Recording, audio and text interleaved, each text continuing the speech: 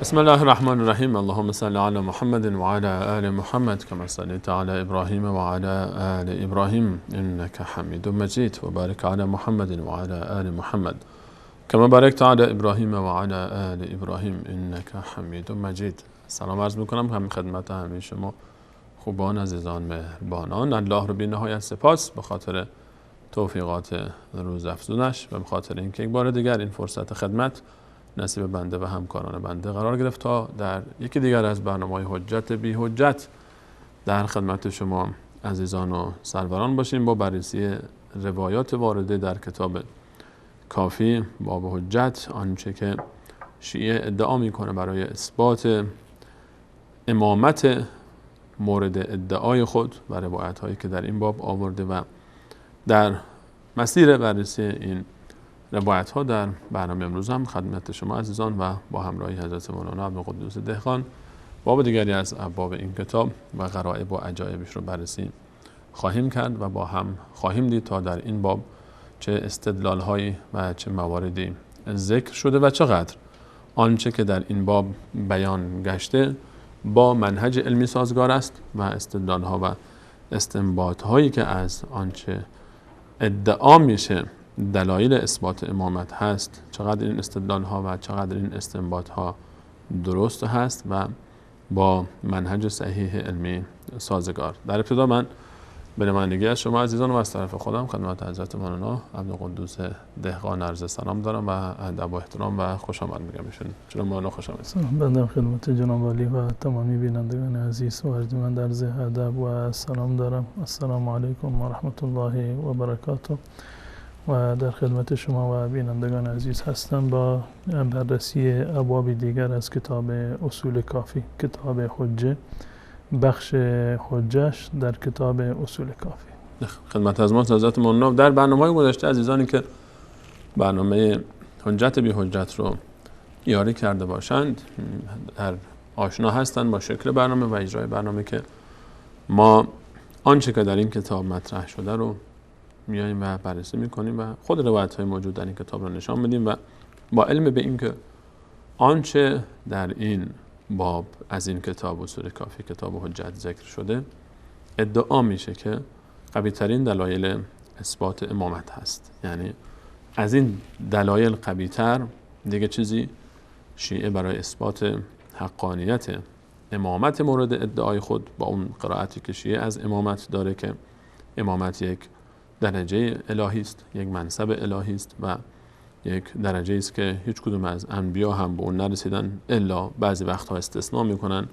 فقط ابراهیم علیه السلام رو و رسول الله صلی الله علیه و سلم رو هم اگر بخوان طبق اون ادعای خود اثبات بکنن نمیتونن حتی درجه امامت رو برای رسول الله هم از قرآن استنباط بکنن و اون صفاتی که به امام نسبت میدن، عالم الغیب بودنش رو و حاضر و ناظر بودنش رو و به تعبیر یکی از این افراد میگفت که اینها یک فرق فقط با خدا دارن که اینها مخلوقن و الله خالق، وگرنه در تمامی این صفات هیچ تفاوت دیگری با الله متعال ندارن. سبحان الله عما یشرکون، تعالی الله اما یقولون علوا کبیرا. این چه که اینها بیان میکنن، آنچه که اینها بیان میکنن، الله متعال پاک و منزه است از چنین شریکانی که برای الله متعال قرار میدن. اما به طب با بررسی این روایات بهتر مشخص میشه و بیشتر حقیقت آشکار میشه و پوچ بودن ادعا و استدلال های مورد استفاده در این باب برملا میشه. جناب مولانا امروز برای بینندگان عزیز کدوم باب رو انتخاب کردید؟ الحمدلله رب العالمین و صلی الله علی نبینا محمد و علی آله و صحبه اجمعین. در هفته گذشته به اتفاق جناب عالی ما پرداختیم به بررسی گوشه از بابی که به عنوان باب نادر و نایابی در مورد فضل و جایگاه امامت یا ائمه شیعه در واقع معرفی کرده بود و گزیده هایی از روایت اول اون باب را که استدلال های بیجایی از آیات قرآن کریم کرده بود با شما خدمت بینندگان عزیز معرفی کردیم. در برنامه امروز انشاءالله میپردازیم به دو باب که در واقع شبیه به هم دیگر هستند در محتوایشون باب شماره 75 و 76 کتاب اصول کافی هست و عنوان باب اول این است که ان الائمة علیهم السلام هم العلامات التي ذكرها الله عز وجل في كتابه و عنوان باب دوم این است که ان الآیات التي ذكرها الله عز وجل في كتابه هم الائمة علیهم السلام.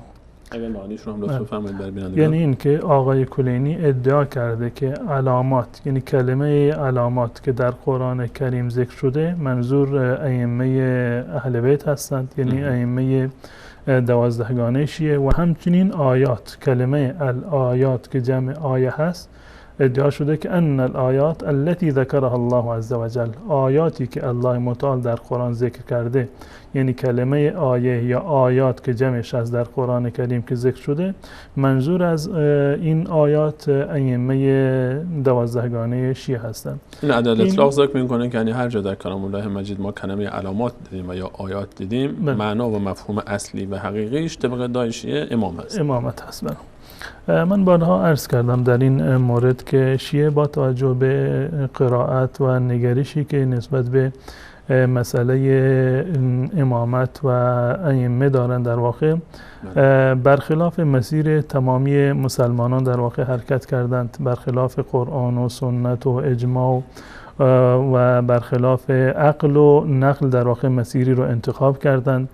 بعد از این که این مسیر رو بنابر اغراضی انتخاب کردند برای منافعی که در واقع در این زمینه داشتند که عرض بکنم که خوشبختانه یا متاسفانه امروزه تقریبا دارند سوء استفاده می کنند به این منافع و مقاصد شومشون در واقع رسیدن، اومدن سراغ آیات قرآن کریم تا این که در واقع اون ایده ای را که خودشون انتخاب کردند، مسیری را که خودشون برای خودشون طرحریزی کردند و میخواند که اون را بپیمایند، این میخواهند که این را به هر صورت که شده از آیات قرآن کریم اثبات بکنند و در این مسیر و از این رهگذر مجبور هستند که آیات قرآن رو در واقع تحریف بکنند و بگویند که به جای نمیدونم فلان کلمه در اصل فلان بوده و تحریفش کردند. آیات بسیار زیادی رو، یعنی ده ها و صدها آیه بلکه هزاران مورد رو، هزاران حدیث رو در واقع آوردند و جمع آوری کردند که دال بر این هست که قرآنی که امروزه مسلمانان به اون اعتقاد دارند اون قرآنی نیست که شیعه به اون اعتقاد دارد. قرآن مسلمانان قرآن تحریف شده ای هست، دستکاری شده، اضافه و کم شده. قرآن اصلی 17,000 آیه بوده و روایات صحیحی که به ادعای خودشون در این زمینه دارن. شیعه اومدن از دو جنبه و از دو محور در واقع وارد شدن در مورد ابطال قرآن، به خاطر اینکه قرآن رو از در واقع حجیت ساقط بکنند، قرآن رو از مسیر اصلی که مراد الله متعال بوده و رسول الله صلی الله علیه و سلم تبیینش کرده از اون مسیر منحرف بکنند. از دو دروازه در واقع وارد شدن. دروازه اول دروازه ادعای تحریف هست. تا کنون حتی کفار و مشرکان و یهود و نصارا و مجوس و همه کسانی که با اصل اسلام مشکل داشتند و دشمن اصل اسلام بودند کتابی در مورد تحریف، اثبات تحریف قرآن ننوشتند و ادعا هم نکردند که قرآنی که مسلمانان امروزه به آن معتقد هستند با قرآنی که در زمان رسول الله صلی الله علیه و سلم بوده متفاوت است. نمیخوان چنین کاری رو انجام بدن، زیرا میدونند که یک کار کاملا بیهوده‌ای هست. نهایتش اینه که اصل کتاب رو منکر شدن که نسبتش با ذات الهی رو، و اما در این که این کتاب نسخه که پیش ماست با آن نسخه هایی که در تاریخ اسلام بوده و یا حالا در موزه ها یافت شده با به هر دلیلی، این نسخه همون نسخه است. همون نسخه هست. اما شیعه اومدن در ده ها مورد که با صدها موردی که حتی در کتاب خود کافی و حتی اصول کافی مانند باب 165 که معروف است که باب نطف و نکات هست، ده ها روایت رو در این زمینه آورده و اثبات کرده تحریف قرآن را بدین معنی که قرآن امروزی در واقع دستکاری شده. این بعدی که میگن که به تواتر هم رسیده ادعای تحریف قرآن و در مقابل درجهش به حدی میرسه که روایت‌های اثبات امامت رسیده. بله. این اعتراف رو خوشبختانه متاسفانه تعداد زیادی از کسانی که واقعا جزء استوانه ها و پایه های اصلی مذهب هستند مانند علامه مجلسی، باقر مجلسی، در واقع این اعتراف کرده که قرآن 17000 آیه، روایت 17000 آیه که در جلد دوم کتاب اصول کافی هست و در باب فضل قرآن هست که هشام ابن سالم میگه که قرآن اصلی 17000 آیه بوده. بعد از آن که آقای مجلسی میگه این روایت صحیح هست و مورد اعتماد هست و در ادامه آن میگوید که این روایات تحریف قرآن متواترن در حد اثبات امامت، یعنی روایاتی رو که در اون روایات تحریف شدن قرآن بیان شده در حد روایاتی هست که مسئله امامت رو در واقع مطرح کردن. یعنی اگر کسی بخواد تحریف قرآن رو انکار کنه گویی که امامت رو نزد شیعه انکار کرده. بله قطعا این گونه هست، یعنی این تحریف قرآن را در واقع گره خورده با مسئله امامت. اگر امامت ائمه اثنا عشر رو در واقع بپذیرند معنیش این است که حتما باید تحریف قرآن رو هم باید بپذیرند، زیرا که راویان یکی هستند و طرق یکی هستند، مشایخ یکی هستند، سندها یکی هست. با همون سندی که سندهای جعلی عرض بکنم که مسئله امامت رو برای خودشون طرحریزی کردند و نوشتند روایاتی رو که ساختند، با همون روایات و همون سندهای جعلی هم مسئله اثبات تحریف قرآن رو هم در واقع مطرح کردن. یک بحث جداگانه هست که امروزه به قول بیننده من که آقای آخوندی که بارها اعتراف کرده که بله ما به این روایات 100% ایمان داریم، اعتقاد داریم. قبل از اونم علمای شیعه هم اینو اعتراف کردند و گفتند که بله قرآن اصلی دستکاری شده، امروزه وجود ندارد، در دست امام زمان هست و این قرآنی که شما سنی ها به اون معتقد هستید و ادعا میکنید که ما حافظ قرآن هستیم و سالها هزاران نفر حافظ قرآن تحویل جامعه میدید، این در واقع قرآن ساختگی هست و در آن کم و زیاد شده و قابل احتجاج برای شیعه در واقع نیست. و کاملا حضرت مولانا ظاهرا مشخص است وقتی که ما میگیم بحث امامت و تحریف قرآن قرینه هم هستن و از لحاظ درجه صحتشون نزد شیعه در یک سطح قرار دارن، چون واقعا از قرآن فعلی که دست ماست به اطراف خودشون از این قرآن هیچ دلیلی برای اثبات امامت نیست. اگه بخوان امامت رو با قرائتش یا اثبات بکنن مجبورن بگن که در قرآن روایاتی بوده که تحریف شده و اگر بخوان بگن قرآن اصلی است بعد امامت رو منکر بشن، اگر امامت رو بخوان اثبات بکنن بعد تحریف قرآن رو قائل بشن. بله قطعا این گونه هست و این یعنی راز این که در کتاب‌های شیعه به حد تواتر روایاتی رو داریم برای اثبات تحریف قرآن این است که قرآنی که الله متعال نازل کرده و جبرئیل بر رسول الله صلی الله علیه وسلم فرود آورده حتی یک کلمه در مورد جانشینان رسول الله صلی الله علیه وسلم با قرائت شیعه که ائمه اثنا عشر باشند، منصب الهی داشته باشند، چنین چیزی به صورت کلی وجود ندارد مگر روایات تحریف شده ای که شیعه آوردند. اگر این روایات تحریف شده رو که ادعا میکنند که قرآن تحریف شده، اگر این روایات رو بر قرآن امروزی اضافه بکنیم بله صدها مورد وجود داره که اسم ائمه در قرآن در واقع بوده اما بنابر ادعای شیعه، اما در قرآنی که مسلمانان دارند و قرآن حقیقی و اصلی هست و هیچ گونه دستمردی در آن نشده و نخواهد شد تا قیام قیامت میماند، به هیچ عنوان از بحث امامت در واقع اثری وجود نداره. این بخش اول بود. بخش دوم اومدن سراغ آیات، یعنی ظاهر آیه رو دستکاری نکردند اما معتقد بر این شدند که آیات ظاهر و باطنی رو دارند. آیات ظاهر و باطنی رو دارن. یک چیزی هست که در ظاهر آیه یک چیزی هست اما باطنش هر باطنی نمیدونم چندین باطن داره، 70 تا باطن داره و هر یکی باز 70 تا باطن داره و یعنی تهوتوی خیلی زیادی رو دارن. نهایتشون باطن چی هست؟ بحث امامت هست. گرچه ظاهرا اصلا هیچ دلیلی هم بر اثباتش از ظاهر قرآن نه لفظ قرآن بر اون دلالت میکند، نه سیاق و سباقش بر امامت دلالت میکند، نه موضوع سوره و آیه بر امامت دلالت میکند و نه خود کلمه از نظر معنایی بر در واقع امامت دلالت میکند، نه زمان نزول این آیات مثلا بر امامت در واقع صدق نمیکند. اما اومدن مدعی شدند که باطن آیات این رو میگه، چون حضرت کلینی گفته که باطن آیات اینجوریه پس ما بپذیریم که اینجوریه.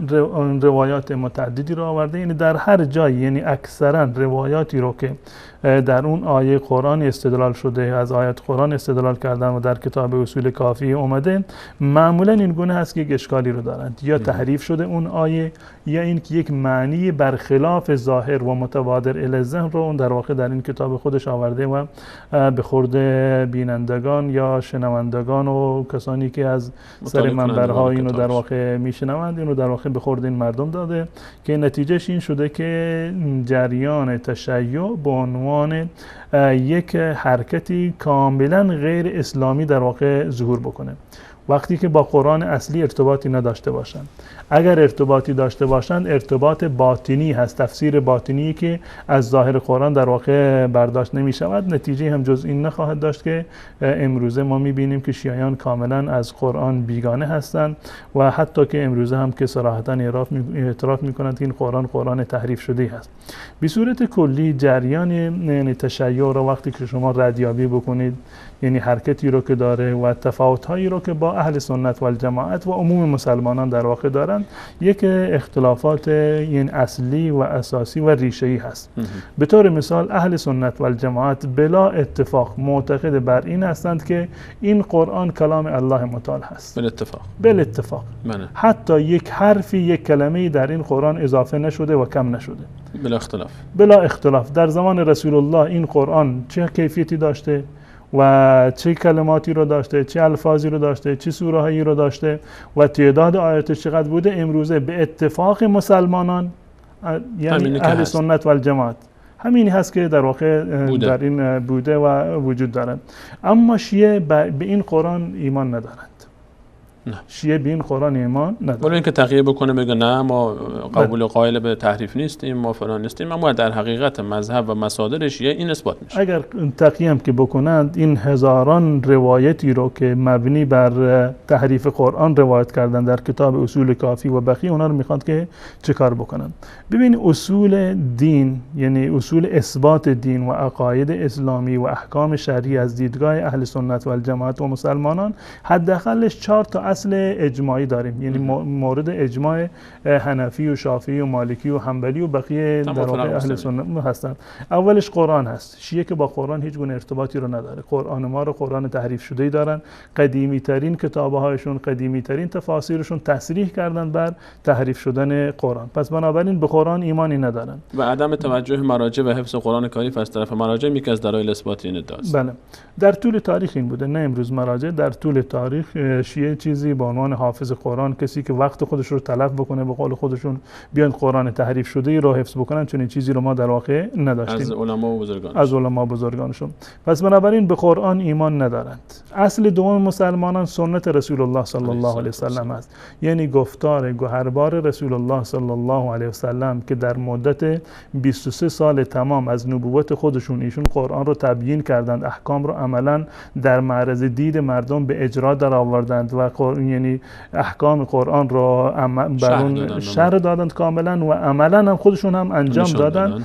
شیعه به سنت رسول الله صلی الله علیه و سلم هیچ گونه ارزشی رو قائل نیست، زیرا که این سنت رسول الله صلی الله علیه و سلم را صحابه در واقع شاگردان رسول الله مطرح کردند، برای ما نقل کردند. معتقد هستند که تمام شاگردان پیامبر به استثنای 3-4 نفری همشون کافر شدند، مرتد شدند، چون که امامت رو در واقع قبول نداشتند. پس بنابراین شیعه نه قرآن اهل سنت رو قبول داره و نه سنت رسول الله را که اهل سنت دومی مرجع میدونند و دومین منبعشون در احکام و عقاید هست، اونم در واقع قبول ندارن. ولی اینکه اگه در کلیتش قبول بکنن، بگن ما به سنت اعتماد داریم و اعتقاد داریم، اما در معرفی این سنت هیچ مرجع و مصدری ندارن. بله. چون سنتی رو که ما معرفی کردیم در خلال کتاب‌های حدیثی خودمون، اینا رو که میگن همه کفار و مرتدین نوشتن، قابل اعتماد نیست، خودشون هم چیزی ندارن که بخوان اثبات. و عملاً هم روایاتی رو که شیعه بالفرض بخوند خب ما اگر از صحابه نگرفتیم، از اهل بیت گرفتیم. روایات حضرت علی رضی الله تعالی عنه در کتاب شیعه بسیار اندک هست و بقیه 3-4 تا صحابی هم که شیعه در واقع به آنها در واقع ظاهرا میگه ما اونها رو در واقع قبول داریم، باز هم روایاتی آنچنان که بشود یک دینی رو بر اون مبتنی کرد و اساس یک دین باشند و اساس تمام احکام شرعی باشند، چون چیزی وجود نداره. و روایاتی که شیعه دارن در این کتاب، در کتاب‌های دیگر، بیشترشون برمیگرده به امام جعفر صادق، امام باقر، و خودشون هم روایاتی رو دارن در این زمینه که قبل از این که امام باقر به امامت برسد، شیعه در واقع از احکام حلالشون، حرامشون، حجشون و احکام دینشون هیچ گونه اطلاعی رو در واقع نداشتن. به هر صورت شیعه نه قرآن را قبول دارند و نه سنت پیامبر را که عموم مسلمانان قبول دارند، شیعه اینو قبول ندارند. مرجع سوم مسلمانان اجماع امت هست، یعنی اجماع اصحاب رسول الله صلی الله علیه وسلم بر یک امری، این برای ما یک حجت هست. اما شیعه نه اجماع مسلمانان رو قبول دارند و نه اجماع اصحاب رسول الله صلی الله علیه وسلم رو مسلمان بودنشون قبول ندارن که باز اجماعشون به اجماعشون و با یک شرایط خاصی در واقع که اجماعی که فقط که اگر ائمه اهل بیت درون باشند اون در واقع قبول میکنند که این فقط یک شعار هست، زیرا که اجماعهایی داریم که علی رضی الله تعالی عنه در کنار ابوبکر و عمر و عثمان بوده و هیچ گونه اختلافی رو نداشتند، اما شیعه در واقع این اجماع ها رو قبول ندارند. من جنو خلافت خود خلفای راشدین خلفای ثلاثه.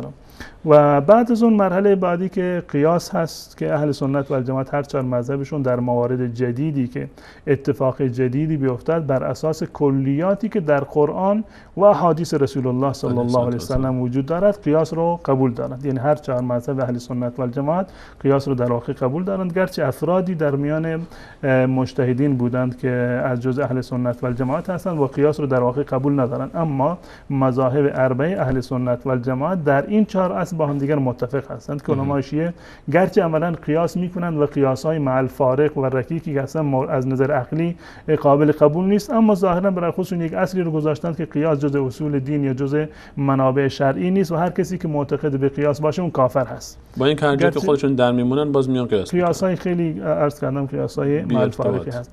با توجه به این تفاوتی که شیعه دارند با اهل سنت و عموم مسلمانان میخواند که باز هم رفتن سراغ قرآن کریم که از قرآن کریم در واقع استدلال و استنباط بکنن. هر جایی که تونستند آیه قرآن رو تحریف کردند، یعنی الفاظش رو تغییر دادند، خود آیه رو تغییر دادند، ادعا کردند که در واقع 2/3 قرآن در واقع حذف شده، از این قبیل مسائل. و اگر جایی نتونستند که ادعای تحریف قرآن بکنن، عملا معنی آیات قرآن رو تحریف کردند، گفتند که اون چیزی که شما از ظاهر قرآن میفهمید اون مراد نیست و منظور الله متعال نبوده، بلکه یک باطنی داشته، پشت دیوار و زیر پرده یک معنی دیگری رو داشته و اونم کی گفته؟ جز انسانهای دروغگو و افراد حدیث ساز و جاهلی که دروغ پردازی کردند و حدیث جعل کردند، کسی دیگر از اون باطن قرآن در واقع اطلاع پیدا نکرده و اون رو آوردند آقای کلینی رو مطرح کرده، به خورد شیعیان داده و امروزه به عنوان عقیده شیعه در واقع در جهان اسلام مطرح شده. این آیاتی که در این ابوابی که امروزه در این جلسه ان شاء الله میخوام بررسی بکنیم و آیاتی عرض کردم که قبلا هست در این کتاب و بعد در ابواب بعدی هست، یا آیات تحریف شده ای هست یا آیاتی هست که از اونها در واقع استدلال بیجایی شده و تحریف باطنی در واقع یا تفسیر باطنی کردند این آیات رو. خیلی ممنونم حضرت مولانا. اگر اجازه بدید ما یکی از این ابواب رو هر کدومی که شما دوست دارید شروع بکنیم تا ببینیم که فکر کنم باب 75 که گفته بود امام‌ها علامات هر جایی که در قرآن کریم ذکر بشه مراد از این علامات امام هست. از کدوم آیه استدلال میکنن بر اثبات این ادعای خودش؟ اگر دوستان عزیز این کتاب اصول کافی رو نمایش بدند و این دوربین رو فعال بکنن، باب 75 کتاب اصول کافی هست و باب ان الائمه علیهم السلام هم العلامات. هم العلامات یعنی علاماتی هستند که التي ذکرها الله عز وجل فی کتابه، علاماتی که الله متعال در قرآن کریم ذکر کرده، اونها منظور همون ائمه اهل بیت هستند. در این باب 3 روایت وجود داره. در این باب 3 روایت وجود داره. روایت اولی حسین ابن محمد اشعری از معلا ابن محمد و جالب اینجا است که تمام روایات این باب از همین فرده، از جفتشون، یعنی حسین ابن محمد اشعری از معلا ابن محمد اینو در واقع روایت کردن. این روایت اول هست و بعد این سند می قال سمعت ابو عبدالله، من از ابو عبدالله شنیدم امام جعفر صادق، که این در واقع دروغ بستن به امام جعفر صادق و هیچ وقتشون چنین حرفی رو نزدن. یقول و علامات و بالنجم هم یهتدون، در سوره نحل میگه قال النجم رسول الله، مراد از نجم یعنی رسول الله صلی الله علیه و سلم، ستاره رسول الله صلی الله علیه و سلم هست. و العلامات هم الائمه، و علاماتی که در این آیه ذکر شده و علامات و بالنجم هم یهتدون منظور ائمه اهل بیت هستند. این روایت اول هست. روایت دوم که باز هم همین آقای حسین ابن محمد هست از معلا ابن محمد و معمولا این معلا ابن محمد از کسی به نام وشا ذکر میکنه که این روایت از وشا هست، هم این روایت و هم روایت بعدی، یعنی این روایت دوم و سوم از 3 نفر یعنی مشترک هست. حسین ابن محمد از معلا ابن محمد از وشا، روایت بعدی حسین ابن محمد از معلا ابن محمد از وشا هست این روایت. و همچنین روایت باب بعدی هم حسین ابن محمد از معلا ابن محمد اینو در واقع ذکر کرده. روایت دوم باز هم این حرف رو زده از ابو عبدالله و علامات و بالنجم هم یهتدون فقال رسول الله صلی الله علیه و سلم النجم والعلامات هم الائمه. فقال رسول الله صلی الله علیه و سلم النجم که رسول الله نجم هست، ستاره هست، و العلامات هم الائمه و علاماتی که در این آیه ذکر شده و منظور هست ائمه هستند. روایت بعدی همین مطلب رو دوباره ذکر میکنه، منتها این روایت رو جعل کردن از امام رضا بوده، از امام جعفر صادق بود، اینم به نام رضا زدن. ان قول الله تعالی و علامات و بالنجم هم یهتدون قال نحن العلامات و النجم رسول الله صلی الله علیه و سلم. قبل از این میپردازیم در یک از برنامه‌ها به صورت مفصل این معلا ابن محمد را خدمت بینندگان عزیز معرفی کردم که آقای نجاشی که جز قدیمی ترین رجال شناسان و در واقع کسانی هست که در مورد رجال اظهار نظر کرده، گفتند که این آقای معلا ابن محمد ضعیف المذهب و ضعیف الروایه هست، انسانی هست هم ضعیف المذهب هست و همین که در واقع روایاتی که دارند هر دوتا تعبیرش این است که مضطرب الحدیث و المذهب، یعنی روایاتش روایت مضطرب هست و مذهبش هم مذهب در واقع مضطرب و پریشانی هست، هم حافظش ویروس زده بوده هم مذهبش. بله. خب این فرد جالبی هست که روایاتی یا بگم ابوابی در کتاب اصول کافی وجود داره که اختصاصی این باب رو به نام به جای این که آقای کلینی اومده که این عنوانش گذاشته که ان الائمه علیهم السلام هم العلامات، باید بابش رو این میگذاشت باب معلا ابن محمد، زیرا که تمام روایاتش از معلا ابن محمد هست، یا حسین ابن محمد اشعری میگذاشت. و جالب این است که در همین کتاب ابواب متعددی وجود دارد که تمام روایاتش از همین فرد هست، یعنی آقای کلینی ضعیف المذهب مضطرب الحدیث و المذهب در واقع این روایت رو ذکر کرده. آقای کلینی در 20 سال از عمر خود که تلف کرده این کتاب رو به قول آقایون جمع‌آوری کرده، انسان ثقه‌تری معتبرتری از این فرد در واقع پیدا نکرده، رفته سراغ این فرد و تعدادی از ابواب کتاب خودش را اختصاص داده به روایات فردی که ضعیف الحدیث و المذهب هست و این شده امروزه جزء اعتقادات شیعه. این کتاب حجت اصول کافی این اولین کتاب اعتقادی شیعه هست، چون که بحث عقاید هست. کتاب حجت هست و خود کتاب اصول کافی جلد اول و دومش در واقع در باب به عنوان مسائل اعتقادی رو در این کتاب ذکر کرده و معروف ترین کتاب اعتقادی شیعه و مهمترین یعنی عقیده شیعه که متفاوت با بقیه مسلمانان هست همین بحث امامت و حجت بودن ائمه اثنا عشر هست.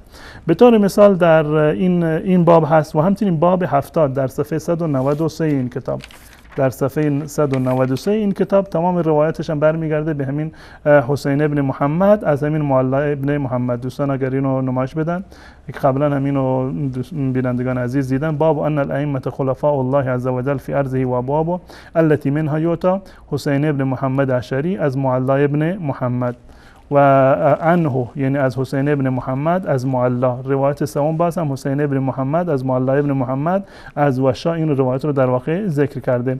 و همچنین در باب 75 که اینو در واقع ذکر کردم کل روایتش از همین آقا هست و همچنین روایت بعدی یک باب دیگری هم در اینجا وجود دارد که یعنی در صفحه 217 هست، اگر دوستان اینو نمایش بدن باز هم تمام روایاتش از همین فرد مضطرب الحدیث و المذهب هست. ان النعمت التي ذكرها الله عز وجل في كتابه الائمه علیهم السلام حسین ابن محمد از معلا ابن محمد، حسین ابن محمد از معلا ابن محمد، حسین ابن محمد از معلا ابن محمد، حسین ابن محمد از معلا ابن محمد. یعنی ابوابی رو در این کتاب شما میتونید پیدا بکنید که تمام روایاتش از یک فرد در واقع دروغگویی هستند که روایات رو جعل کرده، آیات رو تحریف کرده.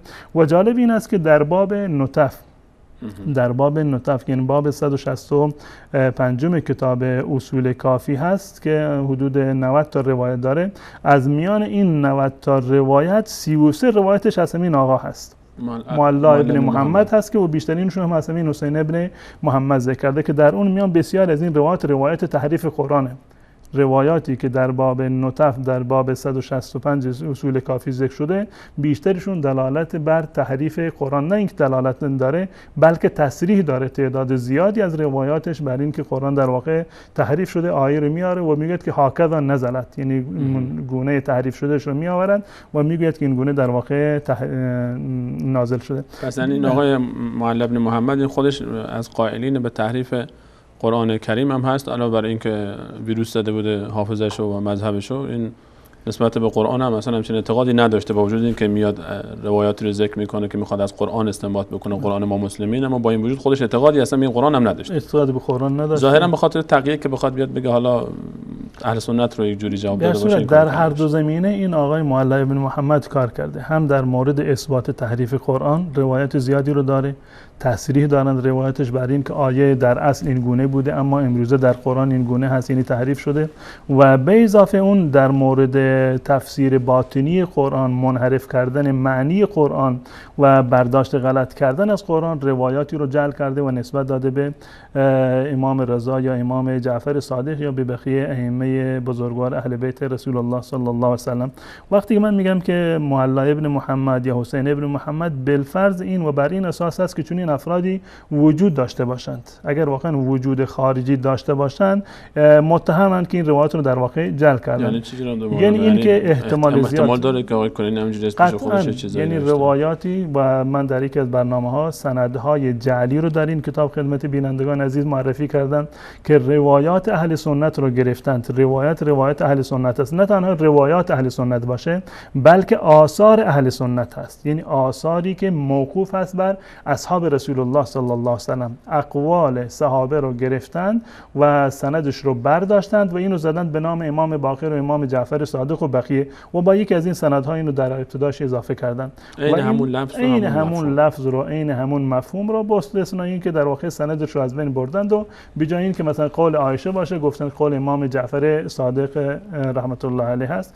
و اگر این سندها واقعی باشند یعنی این که کسانی که این روایت رو جعل کردن این افراد هستند، وگرنه این گناهش برمیگرده و متهم اون کسی است که این روایت رو جمع کرده، یعنی آقای کلینی در واقع که این روایت رو اونم در یک باب فقط و فقط از حسین ابن محمد، در چندین باب عرض کردن نمایش دادم، حسین ابن محمد از معلی ابن محمد. به هر صورت روایاتی که در این باب اومده از فردی هست به نام معلی ابن محمد با اون سابقه ای که عرض کردم و روایاتی که واقعا مضحکه هست، یعنی روایاتی که نقل میکنه همین معلی ابن محمد و یک کسی دیگه هم هست به نام معلی ابن خنیس.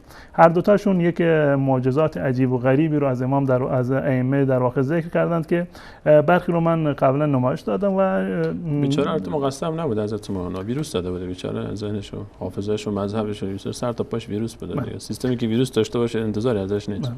به هر صورت الان این ادعایی هست که در اینجا ادعا کرده که آیه 16 سوره نحل که الله متعال میفرماید که و علامات و بالنجم هم یهتدون، علامات یعنی ائمه اهل بیت علی تا امام 11 و 12 شون و نجم هم خود رسول الله صلی الله علیه و سلم هست. الان برمیگردیم ما به همین آیه رو نگاه میکنیم در قرآن کریم که ببینیم که در واقع مطلب چی هست. آیا واقعا بحث رسول الله صلی الله علیه و سلم هست یا بحث ائمه اهل بیت رسول الله صلی الله علیه و سلم هست یا اینکه ادعای بیجایی رو در این زمینه در واقع مطرح کردن. اگر دوستان این سوره نحل رو هم نمایش بدن خدمت بینندگان عزیز تا اینکه ببینن.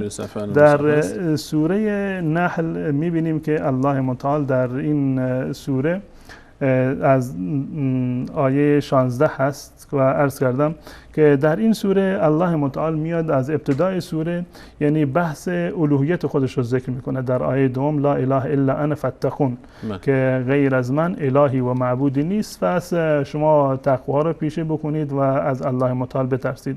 آخر آیه دوم هست، لا اله الا انا فاتقون.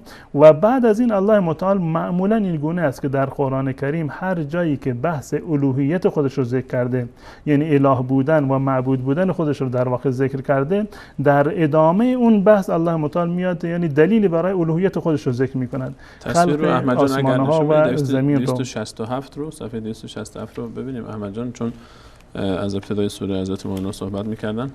بله. الله متعال در این سوره به صورت کامل در آیه بعد وقتی که از ابتدای آیه اتی امر الله فلا تستعجلوا و در آیه دوم در آخرش میفرماید که ان انذروا انه لا اله الا انا فاتقون. بعد از این الله متعال در واقع دلیل الوهیت خودش را که چرا الله متعال معبود هست، لا اله الا انا میفرماید الله که غیر از من معبودی نیست، دلیل میاره برای این که الله متعال معبود هست. میفرماید در آیه بعدی خلق السماوات والارض بالحق، آسمان ها و زمین را آفرید. آیه بعدی خلق الانسان من نطفه، الله متعال انسان را از نطفه آفرید. آیه بعدی آیه پنجم والانعام خلقها لكم، انعام را چارپایان را الله متعال برای شما آفرید. و در آیه بعدی ولکم فیها جمال حین تریحون و حین تسرحون، انعام هست. بله انعام و تحمل اثقالکم الی بلد لم تکونوا بالغین، برای شما سخت تحمل میکنه. آیه هشتم باز هم الله متعال عطف میکنه والانعام، یعنی انعام را چارپایان رو برای شما آفرید. و در آیه هشتم دوباره عطف میکنه والخیل والبغال والحمیر، الله متعال اسب آفرید برای شما، خاطر آفرید و الاغ رو الله متعال برای شما آفرید لترکبوها، تا اینکه هم سوار بشید بر اونها، مرکب شما باشند و هم زینتی باشند. بعد از اون در آیه بعد هو الذی انزل من السماء ماء، از آسمان برای شما بله آبی رو الله متعال نازل کرده و از این آب الله متعال در واقع به عنوان نوشیدنی شما منه شراب و نوشیدنی هست برای شما و منه شجر، گیاه رو رویانده فیه تسیمون که حیواناتون رو در اون در واقع میچرانید. بعدش در آیه بعدی 11 ینبت لکم به الزرع، با این آب الله متعال کشت را میرویاند، از زیتون و نخیل و انگور و بقیه ثمرها را در واقع میرویاند. و سخر لکم اللیل و النهار، الله متعال لیل را، نهار را، شمس و قمر را، خورشید را، ماه را و ستارگان را در واقع مسخر کرده به امر خودش. و در آیه بعدی و ما ذرأ لکم فی الارض مختلفا الوانو، و اون چیزهایی رو که الله متعال در روی زمین برای شما آفریده. و 14 هو الذی سخر البحر لتأکلوا منه، بحث دریا هست که از اون شما گوشت تازه‌ای رو بخورید یا از اون در واقع مروارید استخراج بکنید. آیه 14 هم هست و کشتی‌ها در اون دریا، همه اینا درباره خلقت الله متعال است و عظمت الله متعال در خشکی و دریا، تمام این هست تا اینکه میرسه به آیه 16 هم الله متعال میفرماد و علامات و بالنجم هم یهتدون، یعنی تمامی این موارد رو الله متعال از ابتدای این سوره در واقع ذکر کرده به عنوان دلیل بر حقانیت الوهیت خودش، تا میرسه به آیه 16 ثابت بکنه. الله متعال انسان رو آفرید و قبل از اون زمین رو، آسمان را، انسان را، چارپایان را، اسب و قاطر و الاغ و کشتزار و نمیدونم زیتون و نخل و انگور و لیل و نهار و دریا و ماهی و کشتی و تمام اینها رو الله متعال در واقع آفریده. اینا دلیل بر الوهیت الله متعال هستند تا اینکه میرسد به آیه 16 میفرماید و علامات و بالنجم هم یهتدون، و علاماتی رو الله متعال آفریده و ستارگانی رو الله متعال آفریده که هم یهتدون، مردم با وسیله این علامات و نجم و ستارگان در واقع راه خودشون رو پیدا میکنن، راهیاب میشن. الله متعال و قبل از این الله متعال میفرماد و القا فی الارض رواسی ان تمید بکم و انهارا و سبلا، الله متعال راهی را آفریده و بر روی راه ها الله متعال علاماتی رو قرار داده و علاماتی رو الله متعال خلق کرده. علاماتی که در اینجا ذکر شده یعنی یک چیز عام هست، اگر یک کوهی هست، نمیدونم دشتی هست، درختی هست و هر علامتی که شما میتونید که یک مسیری رو که رفتید دوباره بر همون مسیر برید، سنگی، کوهی، خلاصه هر چیزی که هر چیزی که نشانه در یک مسیر مخلوقی از مخلوقات الله متعال هست و علامتی از علامت‌های الوهیت الله متعال هست. و همچنین به نجم هم یهتدون، و انسان ها در ظلمات و در تاریکی های شب و در واقع در روز در بیابان میتونند که با توجه به ستارگانی که هست یا با توجه به علاماتی که الله متعال در روی زمین قرار داده در واقع برسند به این راهشون، در واقع مسیر خودشون رو پیدا بکنن. الان این این تفسیر آیه هست که با ما قبلش و ما بعدش کاملا در واقع سازگاره. جالب است که حضرت مولانا آیه 17 هم باز در ادامه آیه الله متعال میفرماید افمن یخلق کما لا یخلق افلا تذکرون. آیا اون کسی که خلق میکنه با اون کسی که خلق نمیکنه اینها با هم برابر هستن؟ آیا شما تذکر نمیپذیرید، پند نمیگیرید که این هم خودش باز دلالت بر این داره که کسی که خالق این همه آسمان ها و زمین و این جزئیات موجود هست، آیا این رو شما با اون کسی که شما از غیر الله تعالی میارید در مستوای الله تعالی در صفات شریک میکنید، اینها با هم برابر؟ اصلا سیاق و سباق خود به خود برعکس و بر ضد اون چیزیه که این شخص ویروس زده میخواد ازش استنباط بکنه بر اثبات امامت.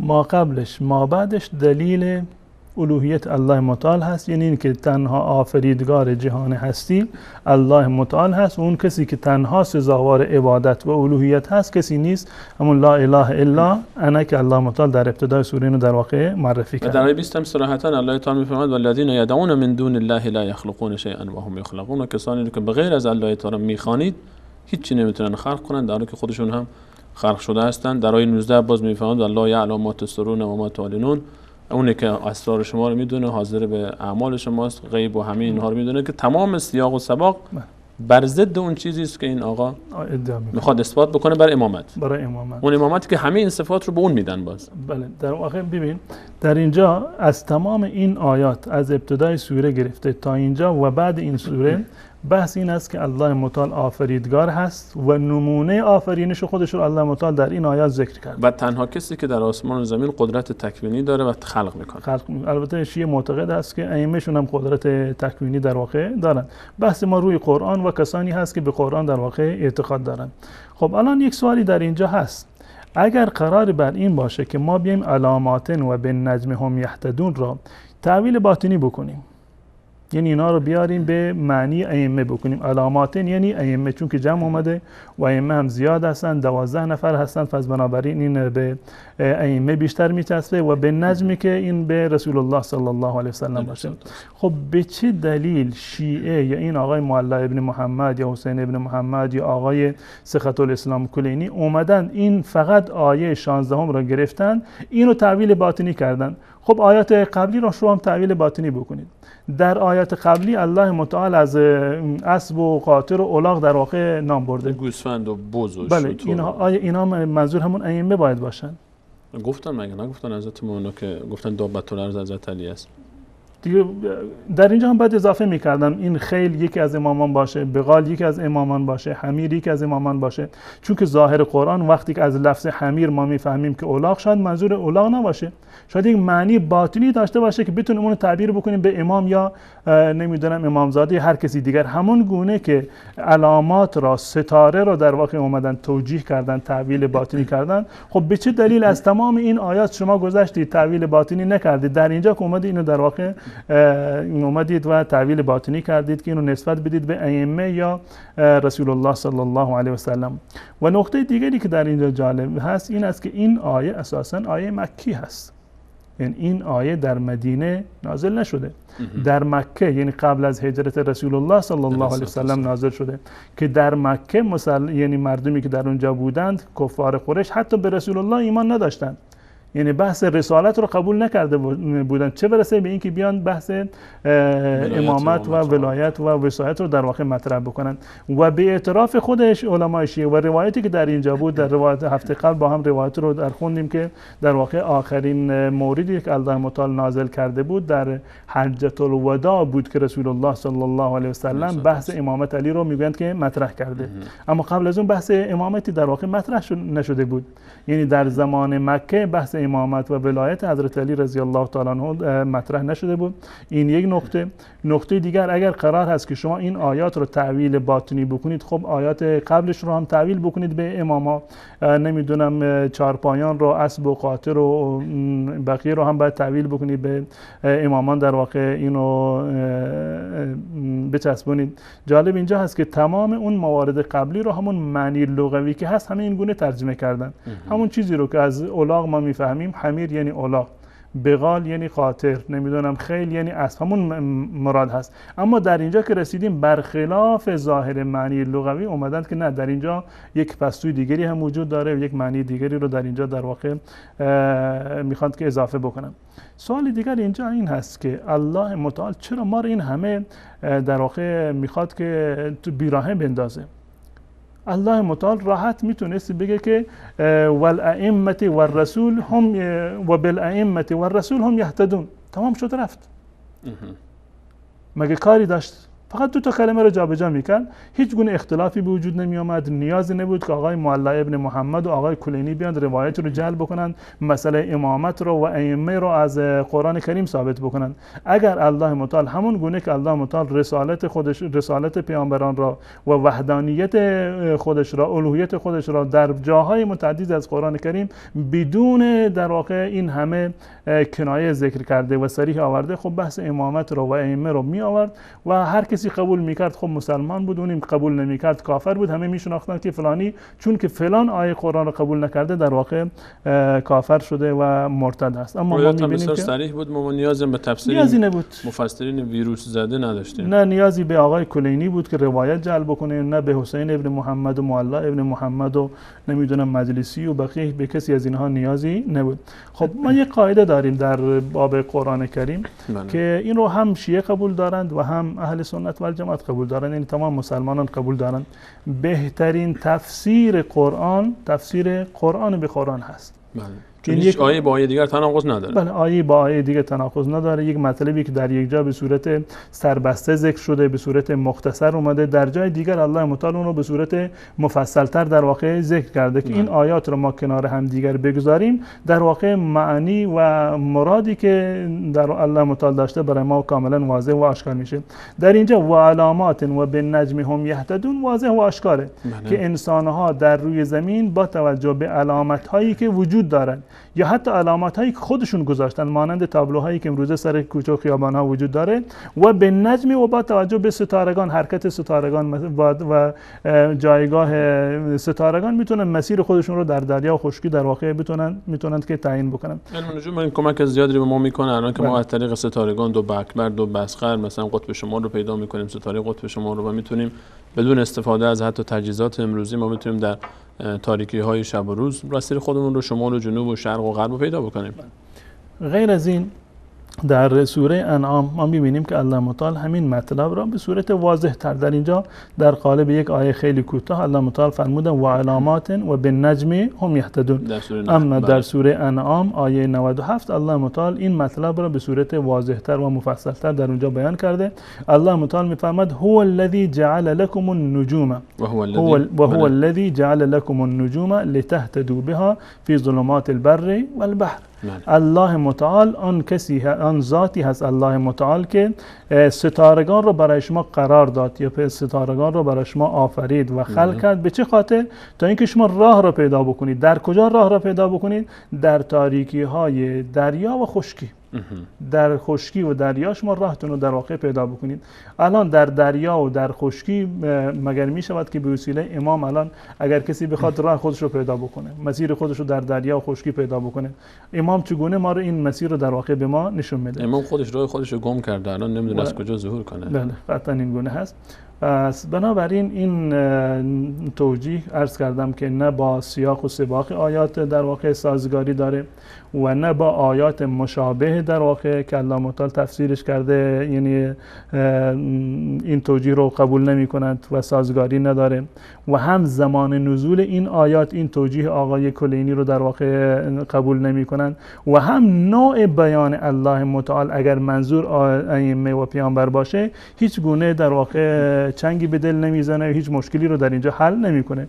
برای اینکه شیعه بتونه استنباط بکنه از اینکه علامات یعنی ائمه و نجم یعنی پیامبر، ده ها و صدها روایت جعلی در واقع نیاز هست. اگر واقعا الله متعال میخواستند که مسئله امام و امامت را یا نبوت رسول الله صلی الله علیه وسلم را مطرح بکنند، همون گونه که نبوت و رسالت ایشون رو بارها در قرآن کریم با صراحت تمام بیان کردن، خب امامت ائمه و مسئله جانشینی ایشون را هم در قرآن کریم کاملا میکردن بیان میکردن تا اینکه آقای کلینی یا پیروان کلینی مجبور نباشند که روایاتی رو جعل بکنند و قرآن را تحریف بکنند یا تفسیر به رأی بکنند یا تفسیر باطنی بکنند که با هیچ عقل و با هیچ منطق و شریعت الهی در واقع سازگاری نداره.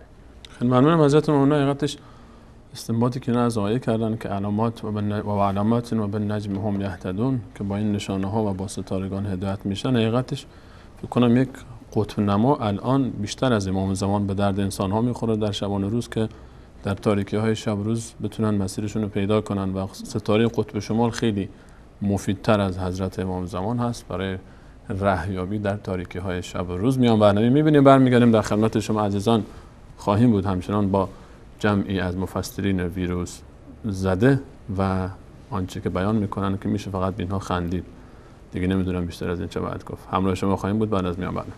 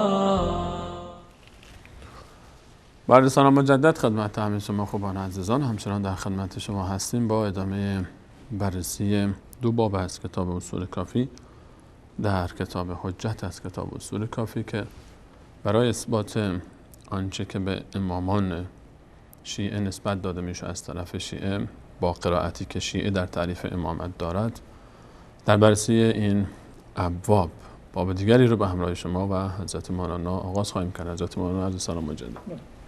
خدمت شما بینندگان عرض سلام دارم. و باب دومی که در اینجا هست باب آیات هست. اون شد از علامات که ائمه یعنی تابلوهای روی زمین هستند، علامات روی زمین هستند و این تابلوهایی که دیده نمیشن، بله، نامرئی هستند. و باب بعدی این ادعا کرده که آیات که در قرآن کریم ذکر شدند منظور از این در واقع میشوند ائمه شیعه. هر جایی که آیه یا آیات اومده که جمع آیه هست در قرآن کریم باشه، این در واقع ادعا کرده که منظور همون ائمه 12گانه شیعه هستند. یعنی این که الله متعال اینو اعتراف میکنند یا این که العیاذ بالله یعنی جرأت نمی کرده یا مصلحت نمی دیده به هر صورت که نام ائمه رو صراحتا در واقع ذکر بکنه، یا اصلا نیازی نبوده، اهمیتی نداشته این مسئله که نام ائمه رو در واقع ذکر بکنه.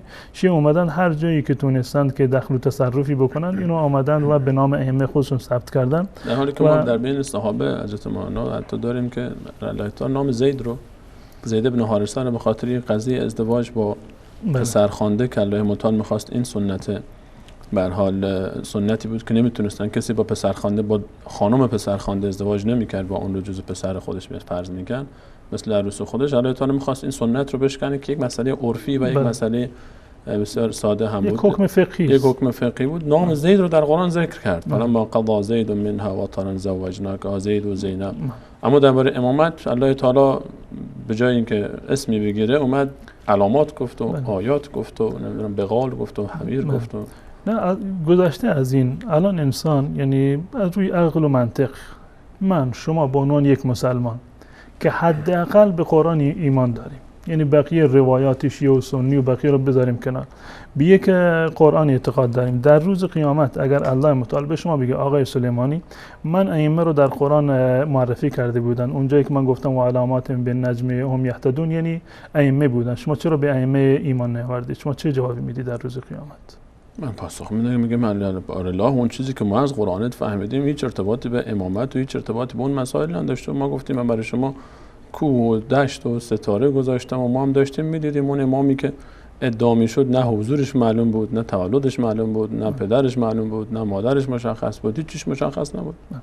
قطعا این گونه هست. هر انسان عاقلی رو وقتی که این قرآن رو دستش بدن، از این آیات قرآن نمیتونه که نام ائمه رو یا مقام امامت رو در واقع استنباط بکنه، مگر اون کسی که دست به تعویل بزنه و دست به تحریف قرآن بزنه و تفسیر به رأی بکنه و تفسیر باطنی بکنه که اون یک چیزی هست که برای هیچ کسی در واقع قابل حجت نیست. اصلا یک کسی بیاد بگه که منظور از علامات نمیدونم، یک شخصی بیاد مثلا بگه که منظورش این شرکت من بوده، اداره راه و نمیدونم مثلا علامات منظورش مسیح بوده و مریم بوده، هر کسی بوده. هم بوده. میتونند که افرادی رو ادعا بکنند، هم میتونند که جاهایی رو و شغلهایی رو ادعا بکنند. خب کسی برای رد اینها هیچ گونه دلیلی وجود نداره.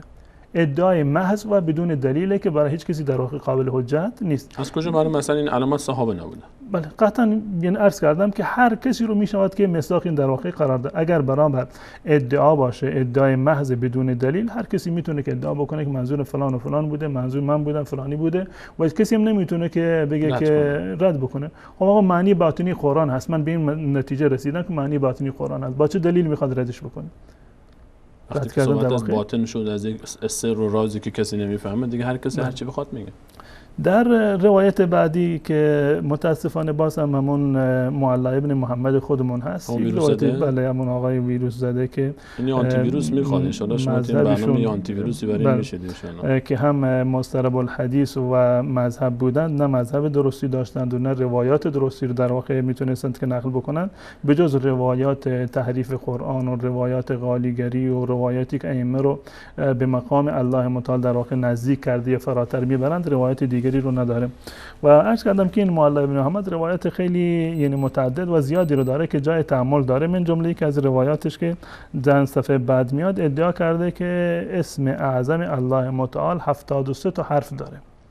نام اسم اعظم الله متعال و این 73 حرف داره. من که اسم نشد دیگه، این مقاله شد. بله این در صفحه 230 این کتاب، یعنی جلد 1 کتاب اصول کافی، صفحه 230، باب ما اعطى الائمه علیهم السلام من اسم الله الاعظم، ادعا میکنه که اسم اعظم الله متعال در اختیار ائمه بوده. دوستان اگر اینو نمایش بدن، این روایت سوم هست. باز هم این هر دو نفر با هم دیگه که شریک جرمن همیشه با هم بودن. شاید این آقای کلینی چون می‌خواسته اسم به تراشه اسم کم آورده، ثبت احوال اون موقع نبوده، برای چند تا اسم جدید بگیره، این رو کپی پیست کرده دیگه. دقیقاً این گونه هست. این حسین ابن محمد اشعری از معلی ابن محمد، هر جا که می‌بینیم که بحث تحریف قرآن هست و بحث نمیدونم توجیه و تعویل باطنی و استدلال‌های لایت چسبک هست، در واقع این ویروس اونجا هست، این وجود داره اینجا.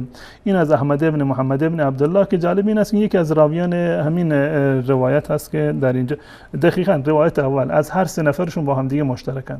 حسین ابن محمد از معلی ابن محمد، از احمد ابن محمد ابن عبدالله، سه تا دروغگو با هم دیگه یک جا جمع شدند و این ادعا کردن، این دروغها، که نام اعظم الله متعال در واقع 73 تا اسم داشته. حسین ابن محمد اشعری، معلی ابن محمد، احمد ابن محمد ابن عبدالله، دقیقاً همون سه نفری که در اون روایت وجود دارند.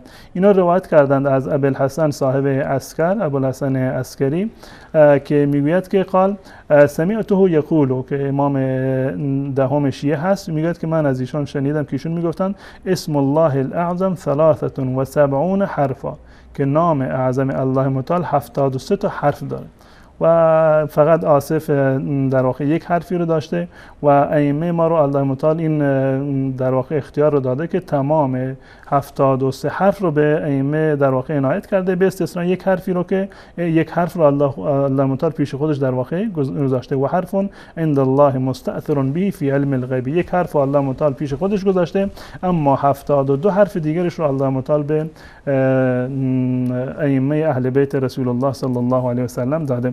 رمز کاملا به اونا نداده، یکیشو نداده. نه به هر صورت همون یک حرفی رو که با آصف ابن برخیا بود تونست که در یک چشم به هم زدنی حتی قبل از اون تخت بلقیس رو بلند بکنه، در واقع بیاره. این حرف رو در اینجا میگه فن خزقت له الارض فيما بينه وبين سبع فتناول عرش بلقیس حتی سیره الى سلیمان.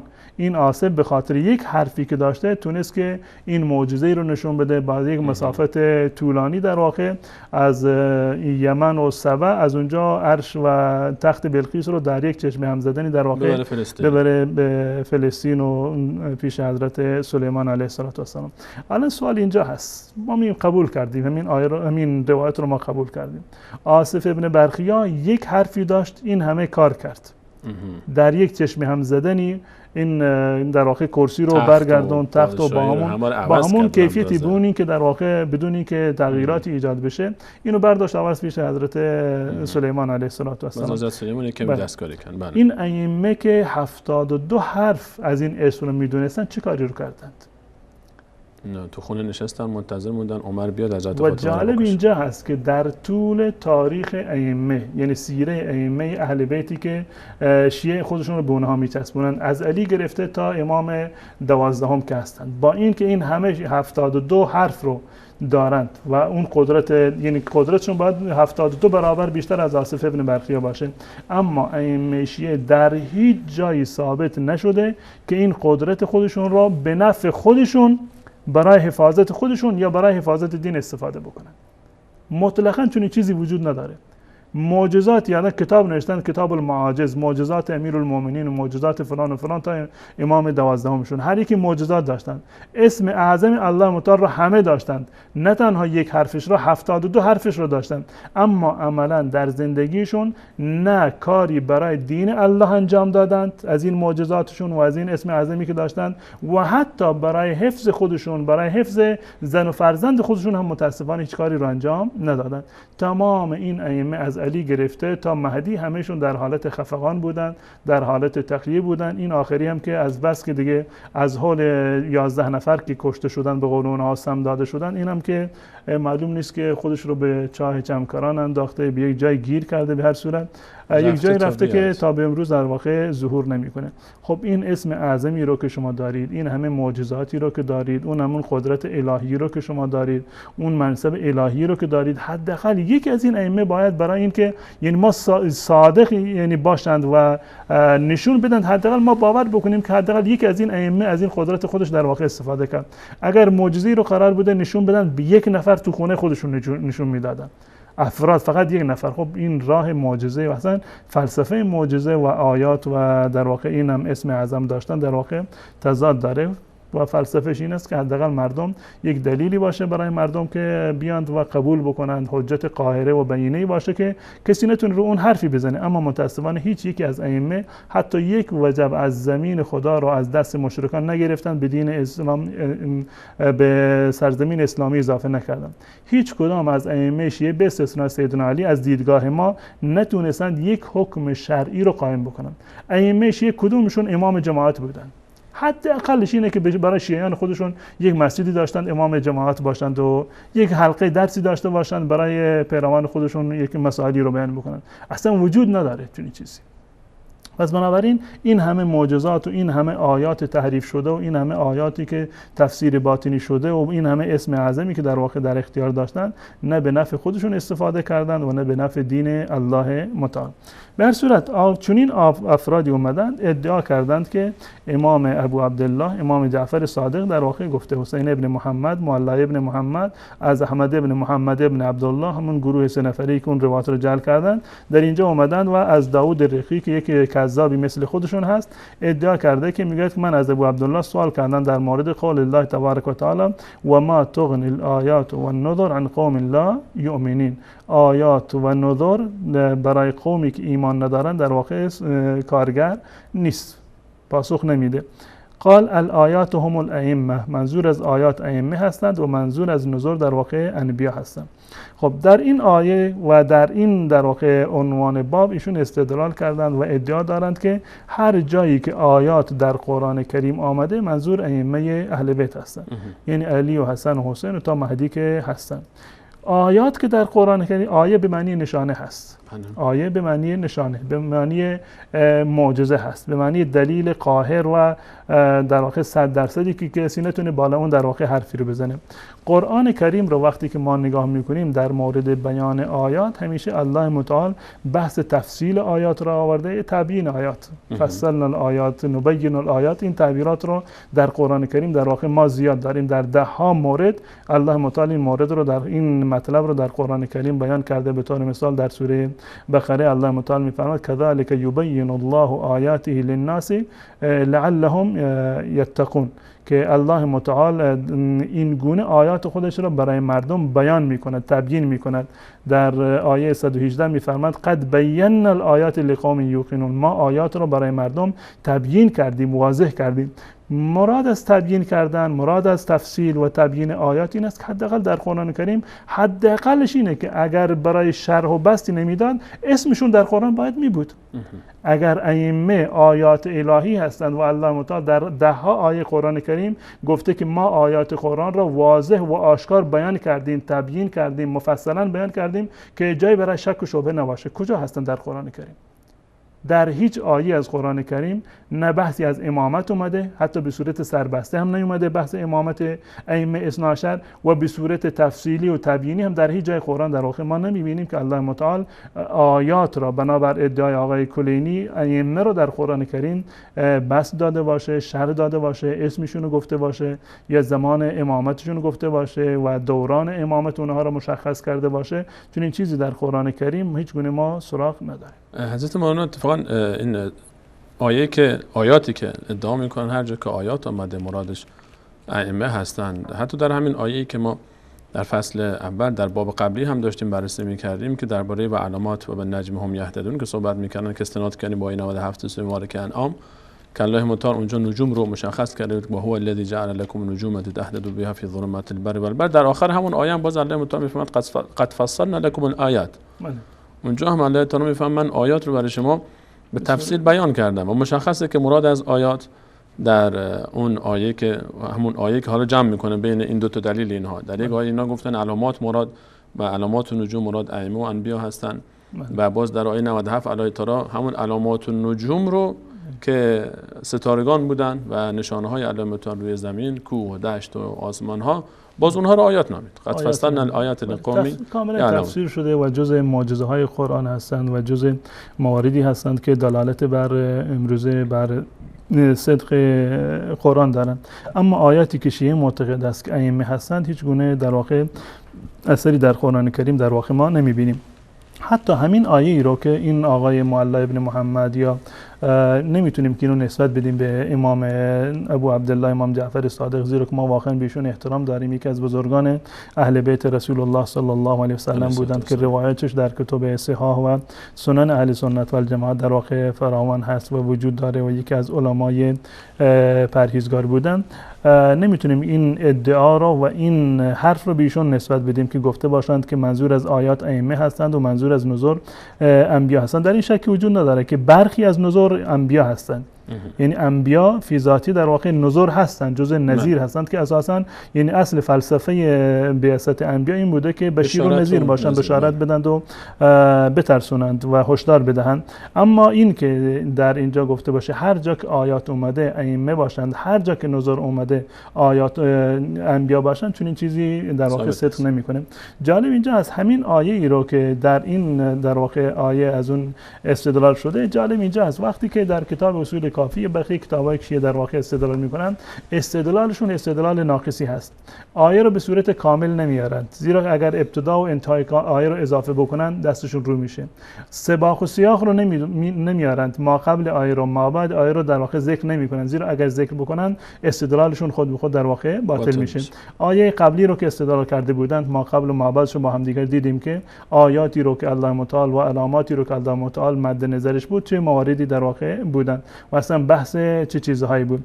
در اینجا هم در واقع اگر آیه رو ما قبلش رو ما نگاه بکنیم، این ادعایی که شده و این تفسیر باطنی که در اینجا شده و این تفسیر برایی که شده خود به خود این رو در واقع رد میکنند. الله متعال در آیه 101 این سوره هست، در آیه 101 سوره یونس میفرماد قل انظروا ماذا فی السماوات والارض، شما در آسمان ها و زمین نگاه بکنید. و قبل از این هم الله متعال در واقع موارد زیادی رو در این زمینه از آیات خودش و از جریان هدایت و جریان بنی اسرائیل رو الله متعال در این آیات آورده و در هلاکت بنی اسرائیل رو میگه، هلاکت نوح رو و قوم نوح رو میگه و جریان قوم یونس علیه السلام رو که همینا نشانه ها و آیات الهی است. میفرمه قل انظروا ماذا فی السماوات والارض، شما در آسمان و زمین در واقع نگاه بکنید، در آسمان و در زمین نگاه بکنید، نشانه های الله متعال، نشانه حقانیت الله، نشانه معبود بودن الله متعال برای همه واضح و آشکار است. بحث آیه این است که شما در آیات الهی که در آسمان و زمین هستند در واقع نگاه بکنید. و ما تغنی الآیات و النذر عن قوم لا یؤمنون، اما این آیات یعنی این همه نشانه های الله متعال، کوه و دشت و دریا و آسمان و زمین و تمام این موارد، این آیات و همچنین نذر، اون چیزهایی که مایه هشدار هست یا پیامبران الله متعال هستند یا بقیه موارد هستند، به هیچ عنوان برای قومی که اراده ایمان آوردن را، تصمیم ایمان آوردن رو ندارن، برایشون هیچ نفعی نداره.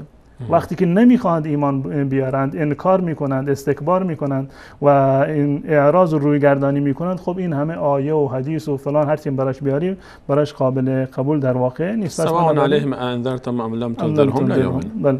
و غیر از این در مورد نذر هم که در این آیه از اون استدلال شده که نذر هم انبیا هستند، در آیاتی ما میبینیم که بله تمام پیامبران رو الله متعال در واقع نذر نامیده، در هم رسول الله صلی الله علیه و سلم رو و دیگران را به طور مثال در سوره قمر میخونیم کذب ثمود به نذر، که ثمود به نذر یعنی به پیامبران در واقع تکذیب کردند، پیامبران رو ایمان نیاوردند. یا در خود همین سوره قمر در واقع نذر به عنوان عذاب و تهدید الهی مطرح شده. این منظور از نذر در برخی از موارد میتونه که عذاب الهی باشه یا تهدیدی که الله متعال انجام داده یا اون هشداری که توسط پیامبران در واقع به امت ها رسیده، فذوقوا عذابی و نذر، بچشید عذاب مرا و این تهدید مرا در واقع بچشید. نذر در اینجا به معنی پیامبر نیست، زیرا که پیامبر قابل چشیدن نیست، بچشید پیامبران رو مرا که نمیشه در اینجا معنی بکنیم، یعنی به معنی همون تهدید و وعیدی هست که الله متعال در واقع این رو مطرح کرده بوده. این هم یکی از استدلال‌های باطلی هست که در واقع حسین ابن محمد از اون معلی ابن محمد که همه با هم دیگر همدست شدند و این روایت رو در واقع جعل کردن، توجیهی از غیر قابل قبول هست، با ما قبل و ما بعد آیه سازگاری نداره، با توجه به این که این آیات باز هم در واقع مکی هستند و هیچ گونه ارتباطی با مسئله امامت و ولایت سیدنا علی رضی الله تعالی عنه در واقع ندارند. یک تفسیر به رأی هست و خود درآوردی هست که هیچ گونه حجتی برای این نیست، گذشته از این که راویانش راویان دروغگو و جاهل حدیثی هستند که نه تنها برای ما حتی برای خود شیعه هم در واقع قابل حجت در واقع نیستند. حضرت مولانا در عنوان برنامه وقتی که ما موضوع برنامه رو انتخاب کردیم و نوشتید، شما فرمودید که کلینی و شپش خواندن امامان شیعه، شاید حالا بینندگان ما از دیدن این عنوان از ابتدای برنامه تا الان دنبال شپشی حتما میگردن که یک جایی مطرح بشه که این شپش و کلینی شپش امامان شیعه ربطش اینها در کدوم بخش هست. این ربط این رو هم صحبت بکنید با توجه به اینکه درباره آیات صحبت میکنیم، آیا این آیات و اون شپش و کلینی ربطی دارن به هم؟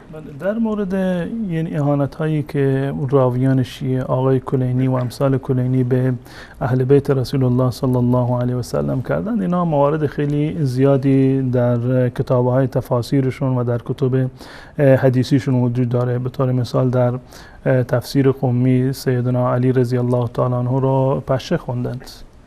ان الله لا یستحی ان یضرب مثلا ما بعوضه فما فوقها. این بعوضه و پشه رو گفتند که منظور سیدنا علی رضی الله تعالی عنه هست. دابة الارض رو که یعنی حیوان راجع چارپا رو که در تفاسیرش اومده، آقای مجلسی در کتاب بحار الانوار توصیف کرده که این چارپا و به چه گونه هست، دست و پاش به چه صورت هستن، جسمش سرش به چه صورت هست و نمیدونم ریش داره و نمیدونم سرش سر مرغی هست و بدنش بدن حیوانی هست و مواردی هستن که اینو نسبت دادن که به سیدنا علی رضی الله تعالی عنه، یا اهانت‌هایی را که به بقیه اهل بیت رسول الله صلی الله علیه و سلم یا به مادران اهل بیت کردن، به خود ائمه خودشون، نه عموم اهل بیت رسول الله صلی الله علیه و سلم. اینا در واقع یعنی جای تأمل هست برای تمام مسلمانان و برای شیعیانی که واقعا میخوان شیعه اهل بیت باشند، پیروان واقعی سیدنا علی رضی الله تعالی عنه هستند. این عنوانی رو که کلینی و شپش خواندن امامان شیعه، واقعا معنی آیاتی که در اینجا آورده و استدلال کرده، معنیش این است که در واقع معتقد هست که ائمه اهل بیت علیاذ بالله، این تعبیر آقای کلینی هست و مفهوم حرفشون هست، نه اینکه به تصریح گفته باشن.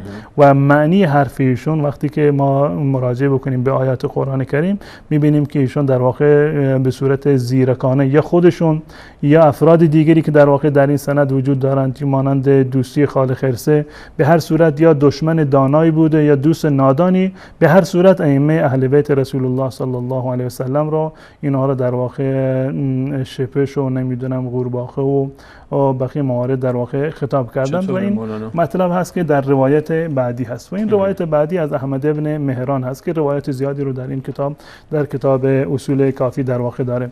و یکی از ادعاهای باطل دیگری هست که در این کتاب اومده و جالب اینجا است که هیچ کدام از روایات این باب روایتی نیستند که بشود بر اون در واقع معتقد بود. اما آقای کلینی اومده عنوان گذاشته. وقتی که عنوان یک باب رو، یک مطلب رو به صورت یک تیتر مطرح کرده و عنوان رو ذکر کرده، لازم هست که این حداقل یک روایت صحیح باید در این زمینه باشه و تا اینکه معتقد باشن، تا اینکه بتونن حداقل این عنوان در واقع منعقد بشه. آقای کلینی معتقد است که روایاتی رو که موثق هست از ثقات به اون رسیده، در واقع اون رو در این کتاب خودش در واقع جمع آوری کرده.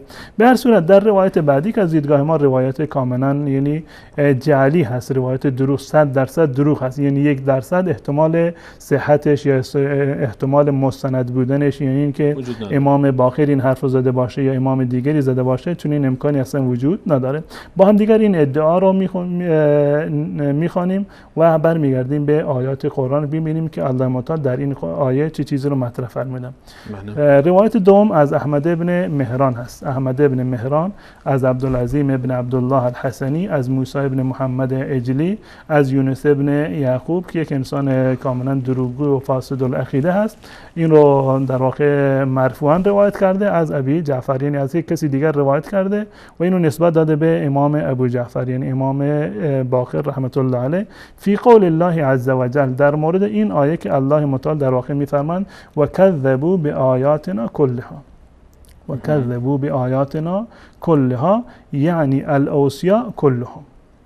در این آیه الله متعال میفرماید و کذبوا بآیاتنا کلها، آنها، نمیگم آنها کی هستند، آنها آیات ما را همگی تکذیب کردند، تمام آیات ما را تکذیب کردند و به اونها ایمان نیاوردند و باور نداشتند این آیات ما را.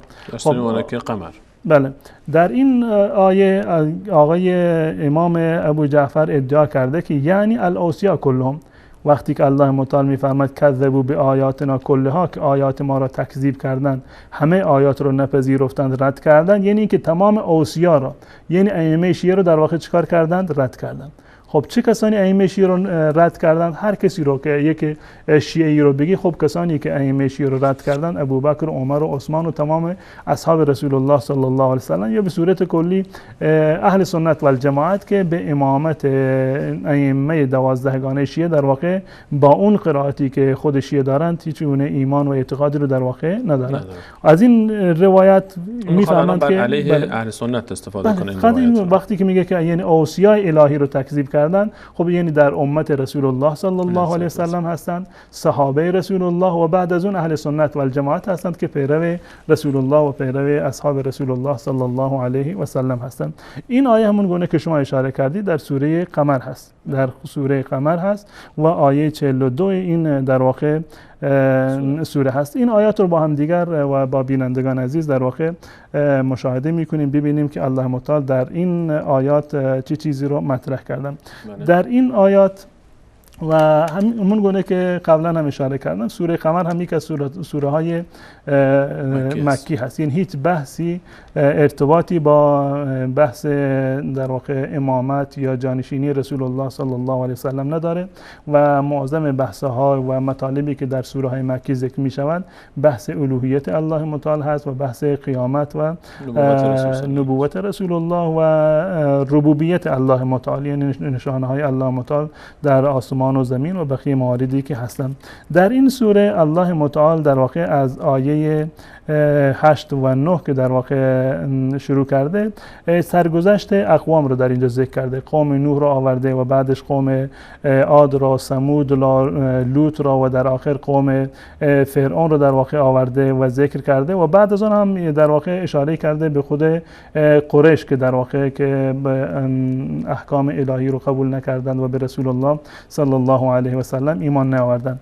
مثلا در آیه 9 میفرماد کذبت قبلهم قوم نوح. قوم نوح در واقع تکذیب کردند آیات الهی رو و پیامبران رو در واقع تکذیب کردند و در آیت بعدی عرض کردم که تمام این موارد رو الله متعال در واقع ذکر میکنه. در آیه 23 میفرماد کذبت ثمود بالنذر. ثمود در واقع قبلش کذبت عاد کذبت عاد و بعد از اون در واقع ثمود رو ذکر میکنه و عذابهایی رو که الله متعال بر این قوم ها در واقع آورده و بعدش قوم لوط رو ذکر میکنه. در صفحه کذبت قوم لوط بالنذر. و در تا اینکه میرسیم به آیه 41 میگه ولقد جاء آل فرعون النذر. نذر نزد آل فرعون اومدند، نزد فرعون و پیامبران، بیم دهندگان و پیامبران حضرت موسی علیه السلام و بقیه انبیاء بنی اسرائیل نزد فرعون اومدند. ببینید ابتدای آیه، این آیه رو که آقای کلینی آورده بود و روایت رو جعل کرده بود، آیه بعدی رو در واقع ذکر کرده بود، آیه 42 رو، اونم کل آیه رو ذکر نکرده بود، فقط یک بخشی از آیه رو که کذبوا بآیاتنا کلها این رو در واقع آورده بود و بقیه ادامهش رو در واقع نه قبل آیه رو آورده و نه ادامهش رو آورده، خود آیه رو هم کامل نآورد. اگر قبلش رو می آورد خب در اینجا صراحتا الله متعال میفرماد ولقد جاء آل فرعون النذر. نذر پیامبران، بیم دهندگان، هشدار دهندگان نزد قوم فرعون رفتن، نزد فرعون و فرعونیان رفتن. خب فرعون چه جوابی داد به پیامبران الهی؟ کذبوا بآیاتنا کلها، تمام آیات ما رو در واقع قبول نکردن، تکذیب کردن. خب در مقابل الله متعال چه کار کرد؟ فاخذناهم اخذ عزیز مقتدر. ما اونها رو در واقع یک گرفتن بسیار سختی که لایق الله متعال و غالب و با قدرت و با اقتدار هست، الله متعال اونها رو مؤاخذه کرد. در تمام این مواردی که اومده الله متعال مثال می آوره که یعنی میخواد تهدید بکنه قریش رو که قبل از اون قوم نوح اومدن، قوم ثمود اومدن، لوط اومدن، فرعون اومدن و اونها در واقع پیامبران ما و نذر رو در واقع تکذیب کردن و ما به همه اونها اون عذابهایی رو که الله متعال داده بود اونها رو الله متعال ذکر میکنن. در نهایت در مورد فرعون هم میگوید که این نذر اومدند نزد در واقع فرعون ولقد جاء آل فرعون النذر کذبوا بآیاتنا، اونها مثل بقیه تکذیب کردن آیات ما رو، آیاتی رو که الله متعال برای فرعون فرستاده بود اونها رو تکذیب کردن. ما هم در مقابل چیکار کردیم؟ فاخذناهم اخذ عزیز مقتدر، اونها رو مقتدرانه گرفتیم، عذاب و شکنجه کردیم و مؤاخذه کردیم. در بعد از این اشاره میکنه به کفار قریش، اکفارکم خیر من اولئکم، آیا کافران شما قریشی ها بدتر از کافران یا بهتر از کافران اونها بودند که الله متعال اونها رو عذاب داد؟ مگر شما رو عذاب نمی کند؟ تهدید میکنه اگر شما هم قبول نکنید مثل بهتر از اونها در واقع نیستید. ام لکم براءة فی الزبر، یعنی اینکه شما در واقع اماننامه رو دارید، وثیقه رو در واقع داشته باشید. خب با این توجه در اینجا کاملا مشخصه که در اینجا که در آیه که الله متعال میفرماد کذبوا بآیاتنا کلها هیچ گونه ارتباطی به ائمه اهل بیت نداره، نه علی و نه حسن و نه حسین. اصلا این در زمان موسی و هارون بوده، در زمان فرعون بوده.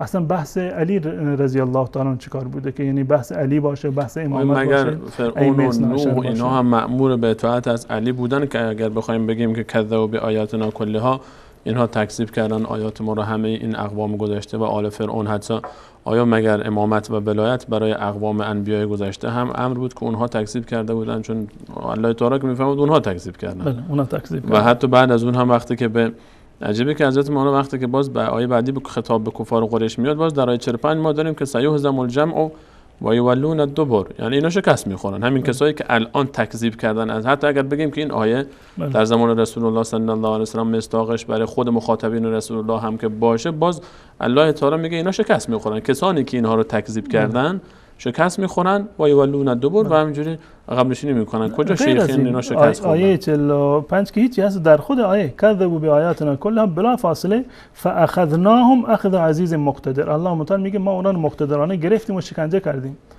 اما کسانی که الان جالبه بالفرض ما قبول بکنیم، یعنی اینو بر ذهن خودمون و ذهن بیننده و شیعه اینو بقبولانیم که موسی و هارون در واقع رسالتشون این بوده که بروند ائمه امامت ائمه اثنا عشر شیعه رو به فرعون بیان بکنند و فرعون هم قبولش کرد تا این قبول بکنه. بالفرض ما این که قبول بکنیم، در اینجا در این روایت ادعا کرده که منظور چی هستند؟ اوصیا هستند. بالفرض این که الله متعال فرعون را به خاطر این که امامت ائمه اثنا عشر را قبول نکرد، امامت ائمه اثنا عشر و ائمه اثنا عشری که اصلا وجود خارجی نداشتن، صرفا از نظر عقلی گفت من مثلا به این امامت من اونو قبول ندارم. دیگه کاری بیشتر از این که نکرده. نه دیگه. علی رو که زندانی نکردند، شلاق نزدند، به تعبیر آقایون پهلوی فاطمه رو که نشکستند، نمیدونم حسن و حسین و بقیه ائمه رو در واقع محروم نکرده بودند، اموالشون رو غصب نکرده بودند. فرعون و فرعونیان صرفا گفتند که ما ائمه رو قبول نداریم، آیات رو تکذیب کردن. آیات اون گونه که در این روایت اینها رو در آینده تکذیب کردن. اما در مقابل اومدن ابوبکر و عمر و عثمان و اصحاب رسول الله به تعبیر آقایون تمام نواصب اومدن، این عملا وارد جنگ شدن در وجود اونها، در زمانی که زنده بودند، حقوقشون رو به تعبیر آقایون غصب کردند، با اونها جنگیدند، این منصب الهیشون رو غصب کردند. خود حضرت علی رو اونگونه که آقایون خجالت نکشیدند این مورد اضافه کردند که علی رو شیر خدا رو با اون همه معجزات و با اون همه اسماء اسم اعظم الله متعال که داشتند لگامی تو گردنش انداختند و کشان آوردند، به زور از اون بیعت کردند. الله متعال به خاطر رد امامت ائمه اثنا عشر فرعون و فرعونیان رو هلاک کرد، اما چرا در اینجا کاری نکرد؟ بلکه روز به روز شکوه و قدرتشون بیشتر شد که نصف دنیا رو گرفتن. غیر از این عرض کردم که این آیه هیچ گونه ارتباطی به امامت یا ائمه اثنا عشر در واقع نداره. و جالب اینجا هست که آیات قرآن رو تفسیر میکنند. خود آیات قرآن مشخص کرده که مراد از این آیاتی که قوم فرعون تکذیبشون کردن در واقع چه آیاتی بودند. کدوم آیات بودند؟ آیا این آیاتی که قوم فرعون و فرعونیان اونها رو تکذیب کردند، آیا اینها امامت اوصیا بودند، اوصیای اثنا عشر بودند، امامان اثنا عشر بودند؟ در سوره نحل در آیه 12 در سوره نحل آیه 12 الله متعال خطاب به موسی میفرماد و ادخل یدک فی جیبک، یعنی یک معجزات موسی رو و آیاتی رو که الله متعال به موسی داده بود اینو مطرح میکنند. و ادخل یدک فی جیبک تخرج بیضاء من غیر سوء فی 9 آیات الی فرعون و قومه، فی 9 آیات الی فرعون و قومه، که این که الله متعال به موسی میگوید که یکی آیاتی رو، نشانه‌هایی رو الله متعال، معجزاتی رو به موسی داد، من جمله این که در واقع قبل از این آیه میفرماید که بحث عصا رو مطرح میکند که عصای خودش رو بر روی زمین میانداخت و تبدیل به اژدها میشد، و در این آیه میگوید که دستش رو در گریبانت ببر روشن و منور میشود، و در آخر میگوید فی 9 آیات الی فرعون و قومه. الله متعال موسی را با 9 نشانه و 9 علامت و 9 آیه به نزد فرعون و قومش در واقع فرستاد. پس بنابراین از این آیه ما میدونیم که الله متعال موسی علیه السلام را 9 آیه داده بود. بله، درست یک سوره اسراء هم داره. بله. لقد آتینا موسی 9 آیات بینات. 9 آیات بینات یعنی 9 آیه بسیار واضح و آشکار و شفاف رو الله متعال به موسی داده بود. در این آیه که در این سوره هست، در سوره قمر هست، الله متعال میفرماد کذبوا بآیاتنا کلها، فرعون و فرعونیان آیات ما رو تکذیب کردند. اون آیاتی رو که که حضرت موسی علیه السلام نزد فرعون آورد چند آیه بودند؟ اینو الله متعال در سوره‌های مختلفی در واقع معرفی کرده که 9 آیه بودند. من جمله این که عصایش رو بر زمین میانداخت، اژدها میشد، دستش رو در گریبانش میبرد، در واقع مثل ستاره میدرخشید. این 2 مورد هست و موارد دیگری رو الله متعال در سوره اعراف ذکر کرده.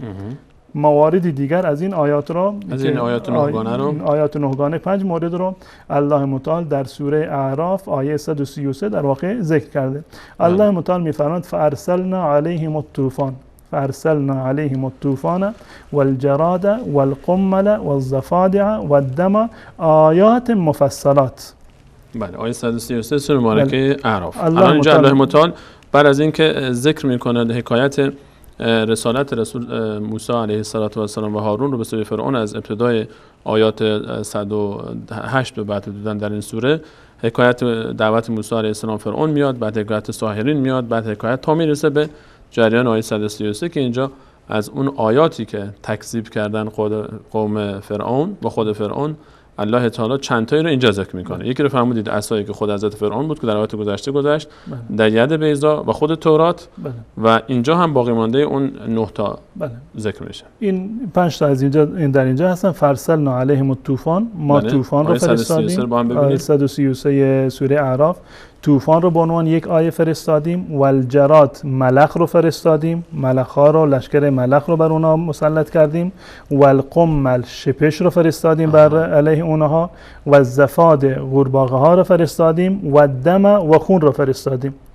یعنی 5 مورد رو الله متعال در اینجا کاملا ذکر کرده. فرسلنا علیهم الطوفان والجراد والقمل والزفاد والدم آیات مفصلات، آیات مفصلی هستند، واضح و آشکار هستند، هیچ جای ابهامی در واقع نداره. یعنی اینجا که الله متعال فرمود طوفان، واقعا همون طوفانی بود که ما الان اسمش رو میذاریم طوفان. بله. وقتی که فرمود جراد یعنی ملخ، این ملخ همون ملخی که ما الان میشناسیم. همون معنی لغوی، معنای باطنی نداشت که مثلا مراد از ملخ اینجا یک فرشته ای باشه. این اعتقاد ما هست که معنی باطنی نداره. اما شیعه در این روایت ادعا کردند که کذبوا بآیاتنا کلها، اون آیاتی رو که قوم فرعون اونها رو تکذیب کردند ما بودیم، یعنی ائمه اثنا عشر اوصیا بودند. این روایت میگه. یعنی میخواید بگید که الان اینجا شیعه معتقد است که این آیات مراد از طوفان و ملخ و شپش و قورباغه و خون امامان بودن؟ شیعه در اینجا 2 راه بیشتر نداره. یا این که ثابت بکنه که اون آیات 9 گانه‌ای رو که الله متعال به موسی داده بود و با اون آیات و معجزات نزد فرعون رفت، اونا رو مشخص بکنن برای ما چی بودن. و اونایی که استناد کردن در این آیه که تکذیب کرد، چون آیه میگه فکذبوا بآیاتنا کلها، آل فرعون این آیات رو همه رو تکذیب کردن. اینها گفتن مراد از اون آیات ما اوصیا، ائمه اثنا عشر هستند، الاوصیا یعنی الاوصیا کلهم، تمام اوصیا رو تکذیب کردن. اوصیا یعنی امامان اثنا عشر رو در واقع تکذیب کردن. خب قرآن کریم در یک جای میفرماید کذبوا بآیاتنا کلها، که بله در که تمام آیات ما رو تکذیب کردند. در سوره نحل الله متعال و همچنین در سوره اسراء شما اشاره کردید که الله متعال میفرماید که فی 9 آیات، در 9 آیه بود، این مجموعه 9 تا آیه بودن، ما اینها رو به موسی دادیم که در واقع پیش فرعون برود. و در سوره اعراف هم الله متعال این آیات رو خودش مشخص کرده، معرفی کرده که مراد از اون 9 آیه‌ای که ما دادیم به موسی چی بودن. یکی از اونها طوفان بوده، دیگری ملخ بوده، شپش بوده، زفاده بوده. این لشکرها رو الله متعال لشکر ملخ و شپش و قورباغه و خون رو اینا بر اونها در واقع مسلط کرده بود. آیات مفصلات، اینها آیات مفصلاتی بود که قوم فرعون در واقع اونها رو چکار کردن؟ تکذیب کردن. در ادامه آیه الله متعال صراحتاً میفرماید فاستکبروا و کانوا قوما مجرمین، اونها استکبار کردند و انکار کردند و این آیات رو در واقع قبول نکردند. خب این آیاتی رو که الله متعال در سوره قمر میفرماید کذبوا بآیاتنا کلها، اینها در سوره های دیگر مفصلات بیان شده، آیات مفصلات واضح و آشکار. هر مفسر شیعه و سنی میگوید که آیات 9 گانه‌ای رو که الله متعال به موسی داده بود و فرعون و فرعونیان انکارش کردند، غیر از این نبودند، طوفان و ملخ و شپش و در واقع قورباغه و بقیه موارد بودن. یعنی لشکری یک دفعه طوفان می اومد، هر چی بود از بین می‌بردن، یا بعدش یک لشکری از ملخ‌ها حمله می‌کردن به زمین کشاورزی اونها و هر چی بود تمام درختان و کشاورزی‌ها رو می‌خوردن، یا یک دفعه قورباغه‌ها حرکت می‌کردن، می‌آمدن می‌ریختن، یعنی شاید هزاران بلکه میلیون‌ها قورباغه حمله ور می‌شد به اونها، یا لشکری از شپش ها می آمدن و حمله می‌کردن، یا اینکه آب‌های اونها هر چی آب می‌کشیدن از چاه و رودخانه همه خون شده، همه خون بود، به جای آب خون در واقع بیرون اومد. اینا در زمان‌های مختلف یکی پس از دیگری می اومد. این آیات رو شما کنار هم دیگر بگذارید. حتی ادامه این آیه حضرت مولانا در آیه 134 وقتی که الله متعال این آیات رو ذکر می‌فرماند والا موقع علیهم الرجز قالوا یا موسی ادع لنا ربک بما عهد عندك لئن کشفت عنا الرجز لنؤمنن لك ولنرسلن معك بنی اسرائیل. یعنی صراحتاً مشخصی که الله تعالی می‌فرماید وقتی که بر اینها اون عذاب می آمد میگفتن ای موسی اگر از خدای خودت بخوای که این عذابی که اومده، این لشکرایی که اومد از ما برطرف بکنی، لئن کشفت عنا الرجز، اون عذاب خار کننده رو ما لنؤمنن لک، به تو ایمان میاریم. بعد در آیه 135 فلما کشفنا عنهم الرجز الی اجل هم بلغوه اذا هم ینکثون، وقتی که این عذاب برداشته میشد تا یک مدتی به مسیری که راست بودن و بعد دوباره همون آش و همون کاس. از این آیات رو وقتی که الله متعال طوفان رو میفرستاد میگه که ما تسلیم شدیم، الان قبول میکنیم. طوفان که برطرف میشد دوباره برمیگشتن، الله متعال دوباره عذاب بعدی رو ملخ رو میفرستاد، دوباره توبه میکردند، خدا این ملخ رو از اونها برمیداشت، دوباره برمیگشتند و عود میکردند، قبول نمیکردند، ایمان نمی آوردند، قمل و شپش رو الله متعال در چندین مرحله بر اونها در واقع این عذابها رو یکی بر دیگری در واقع مشخص کرد. الان آقای امام ابو جعفر که علیاذ بالله ایشون چنین ادعایی رو نکرده و دروغ میگه، آقای کلینی یا هر کسی دیگری که این روایت رو گفته، احمد ابن مهران باشه یا عبدالعظیم ابن عبدالله حسنی یا هر کسی که باشند، اینا در واقع 100% این دروغ گفتن. اگر بالفرض این که راست گفته باشند، اون موقع که آقای خود کلینی معتقد است، کلینی که روایت دروغ رو نآورده در اینجا جمع بکنه، خودش یعنی معتقد بر دروغ بودن این روایت نبوده که وانگهی اونها رو بیاره در کتاب خودش بیاره و به عنوان کتاب الحجه و روایات موثق شیعه اونها رو در واقع ذکر بکنه که کتاب اصول کافی بعدها بشه موثق ترین کتاب شیعه. خب در اینجا الله متعال میگه فرعون و فرعونیان آیات ما رو تکذیب کردن. امام باقر میگه که مراد از اون آیات ما اوصیای الهی بودین، الاوصیا کلهم، اوصیا کلهم آیات رو الله متعال یکی یکی نام برده. باید شیعه بیان مصداق این آیات رو برای ما مشخص بکنن. مراد از جراد کدوم امام هست؟ ملخ. امام ملخ کی هست؟ امام طوفان کدوم امامشون هست؟ امام شپش کدوم امام هست؟ امام قورباغه کی هست؟ امام خون کی هست؟ گرچه قبلا گفتند که امام پشه حضرت علی هست یا امام دابه. عصا باید بگیم امام عصا و امام دست بیضا، اینا رو باید کاملا معرفی بکنن. اما متاسفانه شیعیانی که امروزه وجود دارن چشم و گوش خودشون رو بستن، عقل و منطق خودشون رو، فهم خودشون رو، چشم و گوش خودشون رو سپردن به یک سری انسانهای آخونده هایی که در واقع خودشون ذینفع هستند و مال و جان مردم رو میخوان از این طریق در واقع به تاراج ببرن. ویروس هایی که وقتی میرن سراغ هر چیزی، همه چیزی رو کپی پیست میکنن به اسم خودشون و هر چیزی رو هم که آقای کلینی هم ذکر کرده به عنوان روایات صحیح خودشون، روایات موثق خودشون در واقع قبول میکنند. قطع نظر از این که قبول کردن این روایات متهم کردن الله و رسول و ائمه اهل بیت هست، یعنی دروغ بستن، افترا بستن هم به الله، هم به رسول الله و هم به ائمه‌ای که در واقع خود را به آن نسبت میدهند. اگر واقعا این حرف امام هست، این استدلال کاملا بیجایی هست. خب اوصیای الهی ائمه اثنا عشر که بعد از رسول الله صلی الله علیه و سلم جانشین ایشان باشند چه ارتباطی به موسی و فرعون و بنی اسرائیل و قوم فرعون دارند که در اینجا ادعا میکند که بله قوم فرعون اوصیای الهی رو در واقع که اونها رو تکذیب کرده بودند. بالفرض اگر ما قبول بکنیم که آمنا و سلمنا آقای کلینی شما راست میگید، احمد ابن مهران و دیگران راست میگن، آیاتی که در قرآن اومده و ذکر شده منظور همون ائمه شما هستند. خب آیات رو الله متعال در یک جای به صورت سربسته آورده، در جای دیگر مشخص کرده که مراد از این آیات یعنی شپش و قورباغه هستند. خب شما به ما نشون بدید که مصداق شپش و قورباغه یا بقیه موارد کدوم یک از ائمه شما هستند. این یک توهین صریح و که متاسفانه عرض بکنم که به خاطر جهلی هست که آقایون به آیات قرآن دارن و یک جای آیه قرآن رو میبینند ما قبلش ما بعدش رو نمیبینند و آیات مشابهی رو که در این زمینه به صورت مفصلتر اومده اونا رو نمیبینند و این گونه اومدن به بزرگان اهل بیت رسول الله صلی الله علیه و سلم نسبت میدند که اونها در واقع شپش بودند و قورباغه بودند و موارد دیگر. حقیقتش بینندگان عزیز، انسان در حیرت میمونه که الان این آقای کلینی این روایت رو ذکر کرده و هدفش از بیان این روایت اثبات امامت مورد ادعای شیعه است. یعنی میخواد بگه که در قرآن آیات که ذکر شده مراد ائمه هستند و چون ائمه هستند پس ایمان به اونها واجب است و اگر کسی ایمان نیاورد کافر است و برای استنباطش از آیات استدلال میگیره. این آیاتی که الله متعال در سوره قمر آیه 42 برای قوم فرعون ذکر کرد و در سوره مبارکه اسراء آیه 101 گفت فرمود که 9 تا بودن و در سوره مبارکه اعراف آیه 133 شرح داد برخی از اونها رو که طوفان و ملخ و قورباغه و شپش اینها یک لشکری از قورباغه‌ها، لشکری از شپش‌ها، لشکری از ملخ‌ها و خون که می اومد و همه چیز رو نجس میکرد و میرفت و آبها رو آلوده میکرد و طوفانی که میومد همه چیز رو در هم میکوبید. این اون آیاتی بود که فرعون تکذیب کرد. حالا این آیات رو چطور میخوان نسبت بدن که مراد ائمه هستند؟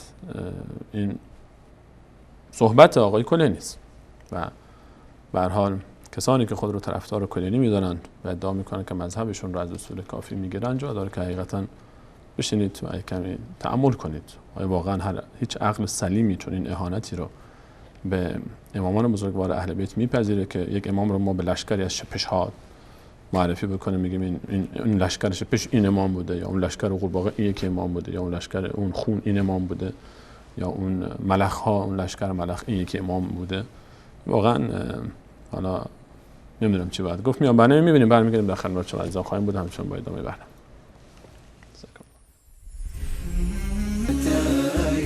أسلمت روحي للإله.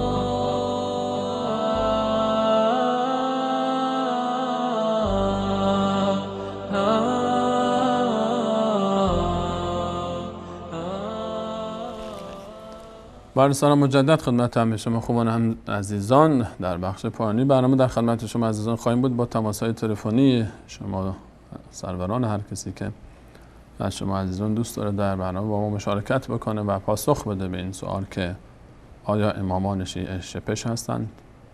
این محتوای استدلال آقای کلینی است و از جمع دلایل و روایاتش و آیات قرآن کنار هم این معنا برداشت میشه. و شما تلفن میتونید تماس بگیرید و در برنامه ما مشارکت بکنید و نظر بدید درباره آنچه که آقای کلینی مطرح کرده در مورد نسبت دادن آیات قوم فرعون به امامان بزرگوار اهل بیت و اینکه گفته که این آیات اوصیای انبیا بودند و الله متعال این آیات رو به طوفان و ملخ و شپش و خون تعبیر میکنه. ولی بیننده برنامه امروز رو میگیریم. سلام علیکم. بیننده گرامی سلام بر شما، بفرمایید. بیننده گرامی برنامه حجت بی حجت، بفرمایید. من صدای شما رو خیلی ضعیف دارم، بلندتر صحبت کنید خواهشم. میگم که در مثلا در برنامه در چی پیشنهاد داشتید؟ من احمد جان صدایشون رو نمیشنوم، خیلی ضعیفه پیش من، اگر مقدار تبعیت بکنید. بیننده گرامی صدای منو دارید شما؟ الو. سلام بر شما، بفرمایید. خودتون معرفی میکنید؟ از تاجیکستان یک پیشنهاد داشتید. اگر در موضوع برنامه باشه ممنون میشیم، اگر خارج از موضوع هست در برنامه‌های مرتبط صحبت بفرمایید. الو. صدای منو دارید؟ بله دارم صدای شما. عرض کردم اگر در موضوع برنامه است بفرمایید، اگر در خارج از موضوع هست به برنامه‌های مرتبط تماس بگیرید. انا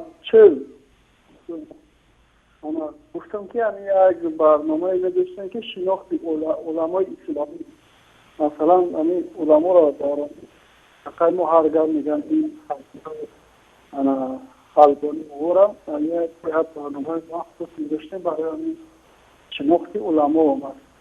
متشکرم. مفهوم صحبت شما رو دریافت کردیم. چشم، من انشاءالله این موضوع رو با مسئولیت و مدیران در انشاءالله موضوع قرار خواهم داد، ایشون بزرگواران رو و صحبت خواهیم کرد. متشکرم از تماس شما. سلام علیکم. برنامه حجت بی حجت. سلام علیکم. سلام بر شما، خودتون رو معرفی میکنید؟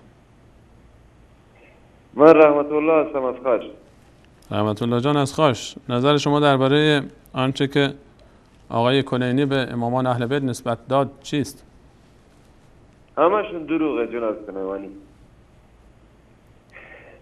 باز میخواستم سلام عرض کنم خدمت شما جناب مولانا. دیر وقتی بود ندیده بودمشون.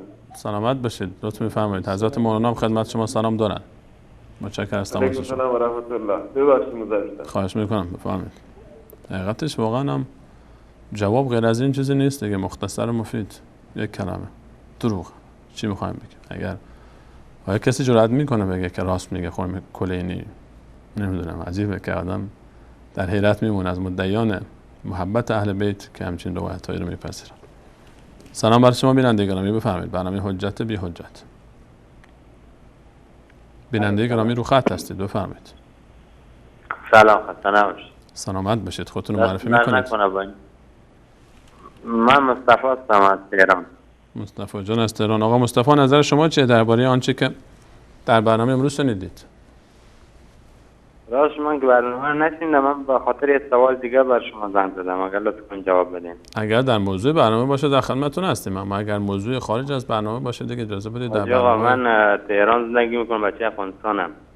من آخوند مثلا مولایی شما اجازه بدید مصطفی جان، اگر شما جواب بدین. بعد از برنامه متصل تماس بگیرید، حدوداً 10 دقیقه بعد ان شاءالله با همین شماره حضرت مولانا پاسخ خواهند داد، چون از موضوع برنامه خارج نشه. 10 دقیقه بعد از برنامه تماس بگیرید، ان شاءالله حضرت مولانا بهشون پاسخ خواهند داد. نکنه و برنامه‌تون که واقعا خیلی ممنون از برنامه‌تون. من واقعا خیلی دوست دارم برنامه‌تون رو گوش کنم، اما امروز نبودم، نه متوجه نشدم. تکرارش باز بدید. متشکرم از تماس شما. ممنونم. بیننده بعدی رو میگیریم. سلام علیکم. برنامه حجت بی حجت، بفرمایید. بیننده گرامی رو خطید، بفرمایید. سلام بر شما. ایشون رفتن. بیننده بعدی. سلام علیکم. برنامه حجت بی حجت، بفرمایید. روش جمع‌آوری قرآن. سلام بر شما. سلام. اولش یک سلامی، یک سلامی، یک کلامی، یک اسمی، یک حداقل اجازه‌ای بفرمایید. آقای آخوندی، ما و شما فکر کنم صحبتی نمونده بین من و شما. فکر می‌کنید دیگه بین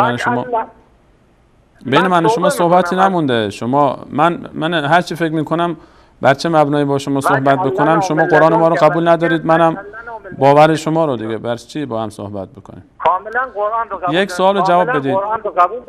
سوال منو جواب بدید. سوال منو جواب بدید. آقای حسینی. آقای حسینی. اجازه بدید در چارچوب کلام صحبت بکنیم. آنچه که آقای کلینی نسبت داد به امامان اهل بیت و دلیل آورد برای اثبات اونها آیات قوم فرعون رو، و دیدیم که الله متعال آیات رو به ملخ و شپش و قورباغه توصیف کرد و اینها. آیا امامان اهل بیت ملخ، شپش و قورباغه بودند؟ بله، خوبه. آیاتون بیناتون فی صدور الذین اوتوا العلم. یک لحظه این آیه رو، این آیه 133 اعراف رو با هم به نتیجه برسیم میریم بعدش. آیا امامان اهل بیت، شما آقای حسینی برادر بزرگوار، آقای حسینی، شما همه حرفا رو میزنین، از ما بهتر میگین اون چیزی که آقای حسینی، این آقای حسینی چپ و راست لطفاً یمین و یسار نرید. آقای حسینی، یک سوال من واضح هست. آیه 133 سوره اعراف فرمود که اون آیاتی که به قوم فرعون داده شده بود و اونها رو انکار کردن و آقای کلینی به همین آیات استنباط کرد و گفت اوصیای الهی هستن. آیات الله متعال فرمود اینها همون قورباغه ها و شپش ها و ملخ ها بودن. آیا اوصیای الهی این امامان اهل بیت قورباغه و شپش و ملخ بودند؟ این دروغی بود که شما گفتین. حضرت این آیه رو استدلال نکرده بود. ما از کتاب خواندیم برای شما که فرمود. اگر تصویر کتاب رو نشون بدیم این حرفتون رو شما ما رو متهم میکنید به دروغگویی. اگر میشه تصویر کتاب رو ببینیم آقای حسینی، ببینید با هم. احمد جان تصویر کتاب رو نشون بده تا آقای حسینی ما رو متهم به دروغ نکنه. آقای حسینی یک لحظه. تصویر آقای حسینی یک لحظه ببینید. شماره 2 روایت احمد ابن مهران، عبدالعزیز ابن عبدالله، بعد میرسه تا میگه که ابی جعفر علیه السلام فی قول الله عز وجل و کذبوا بآیاتنا كلها، که آیه 42 قمر هست، یعنی الاوصیاء کلهم. خب این کتاب دروغ این کجا بود؟ شما چرا میگید دروغ میگید؟ میخواید برای فرار از بحث چرا جرئت نمیکنید که بگید که آقای کلینی به امامان گفته قورباغه و پشه و شپش؟ الان قبول کردید که آقای کلینی این حرفو زده و استدلال امام از این آیه بوده، اون چیزی که نسبت دادید به امام و امام از این بیزار است و بری است از آن چیزی که نسبت داده کلینی به امام. شما آیه رو آمدین به هم دیگه ربط دادین. ربطش رو شما ربط بدید. این آیات رو وقتی که اون آیاتی که فرعون آقای حسینی اون آیاتی که فرعون و آل فرعون تکذیب کردن چی بود؟ شما بگید. شما شرحش بدید برای من. شما یه سوال به من بگین که اون آیات شما سوال منو با سوال جواب ندید. شما جواب منو بدید. آیاتی که فرعون، آیاتی که آل فرعون تکذیب کردن که شما میگید غیر از اون چیزی بود که قرآن میگه، شما که از جیب خودمون در نیاوردیم که. قرآن فرمود در آیه 101 اسراء 9 آیات و در آیه 133 5 تا از اینها رو معرفی کرد. شما بگید این آیات چی بودن که قوم فرعون اونها رو تکذیب کرد و شما اونها رو اوصیای الهی نامیدید؟ این اوصیای الهی که قوم فرعون تکذیب کردن چی بودن؟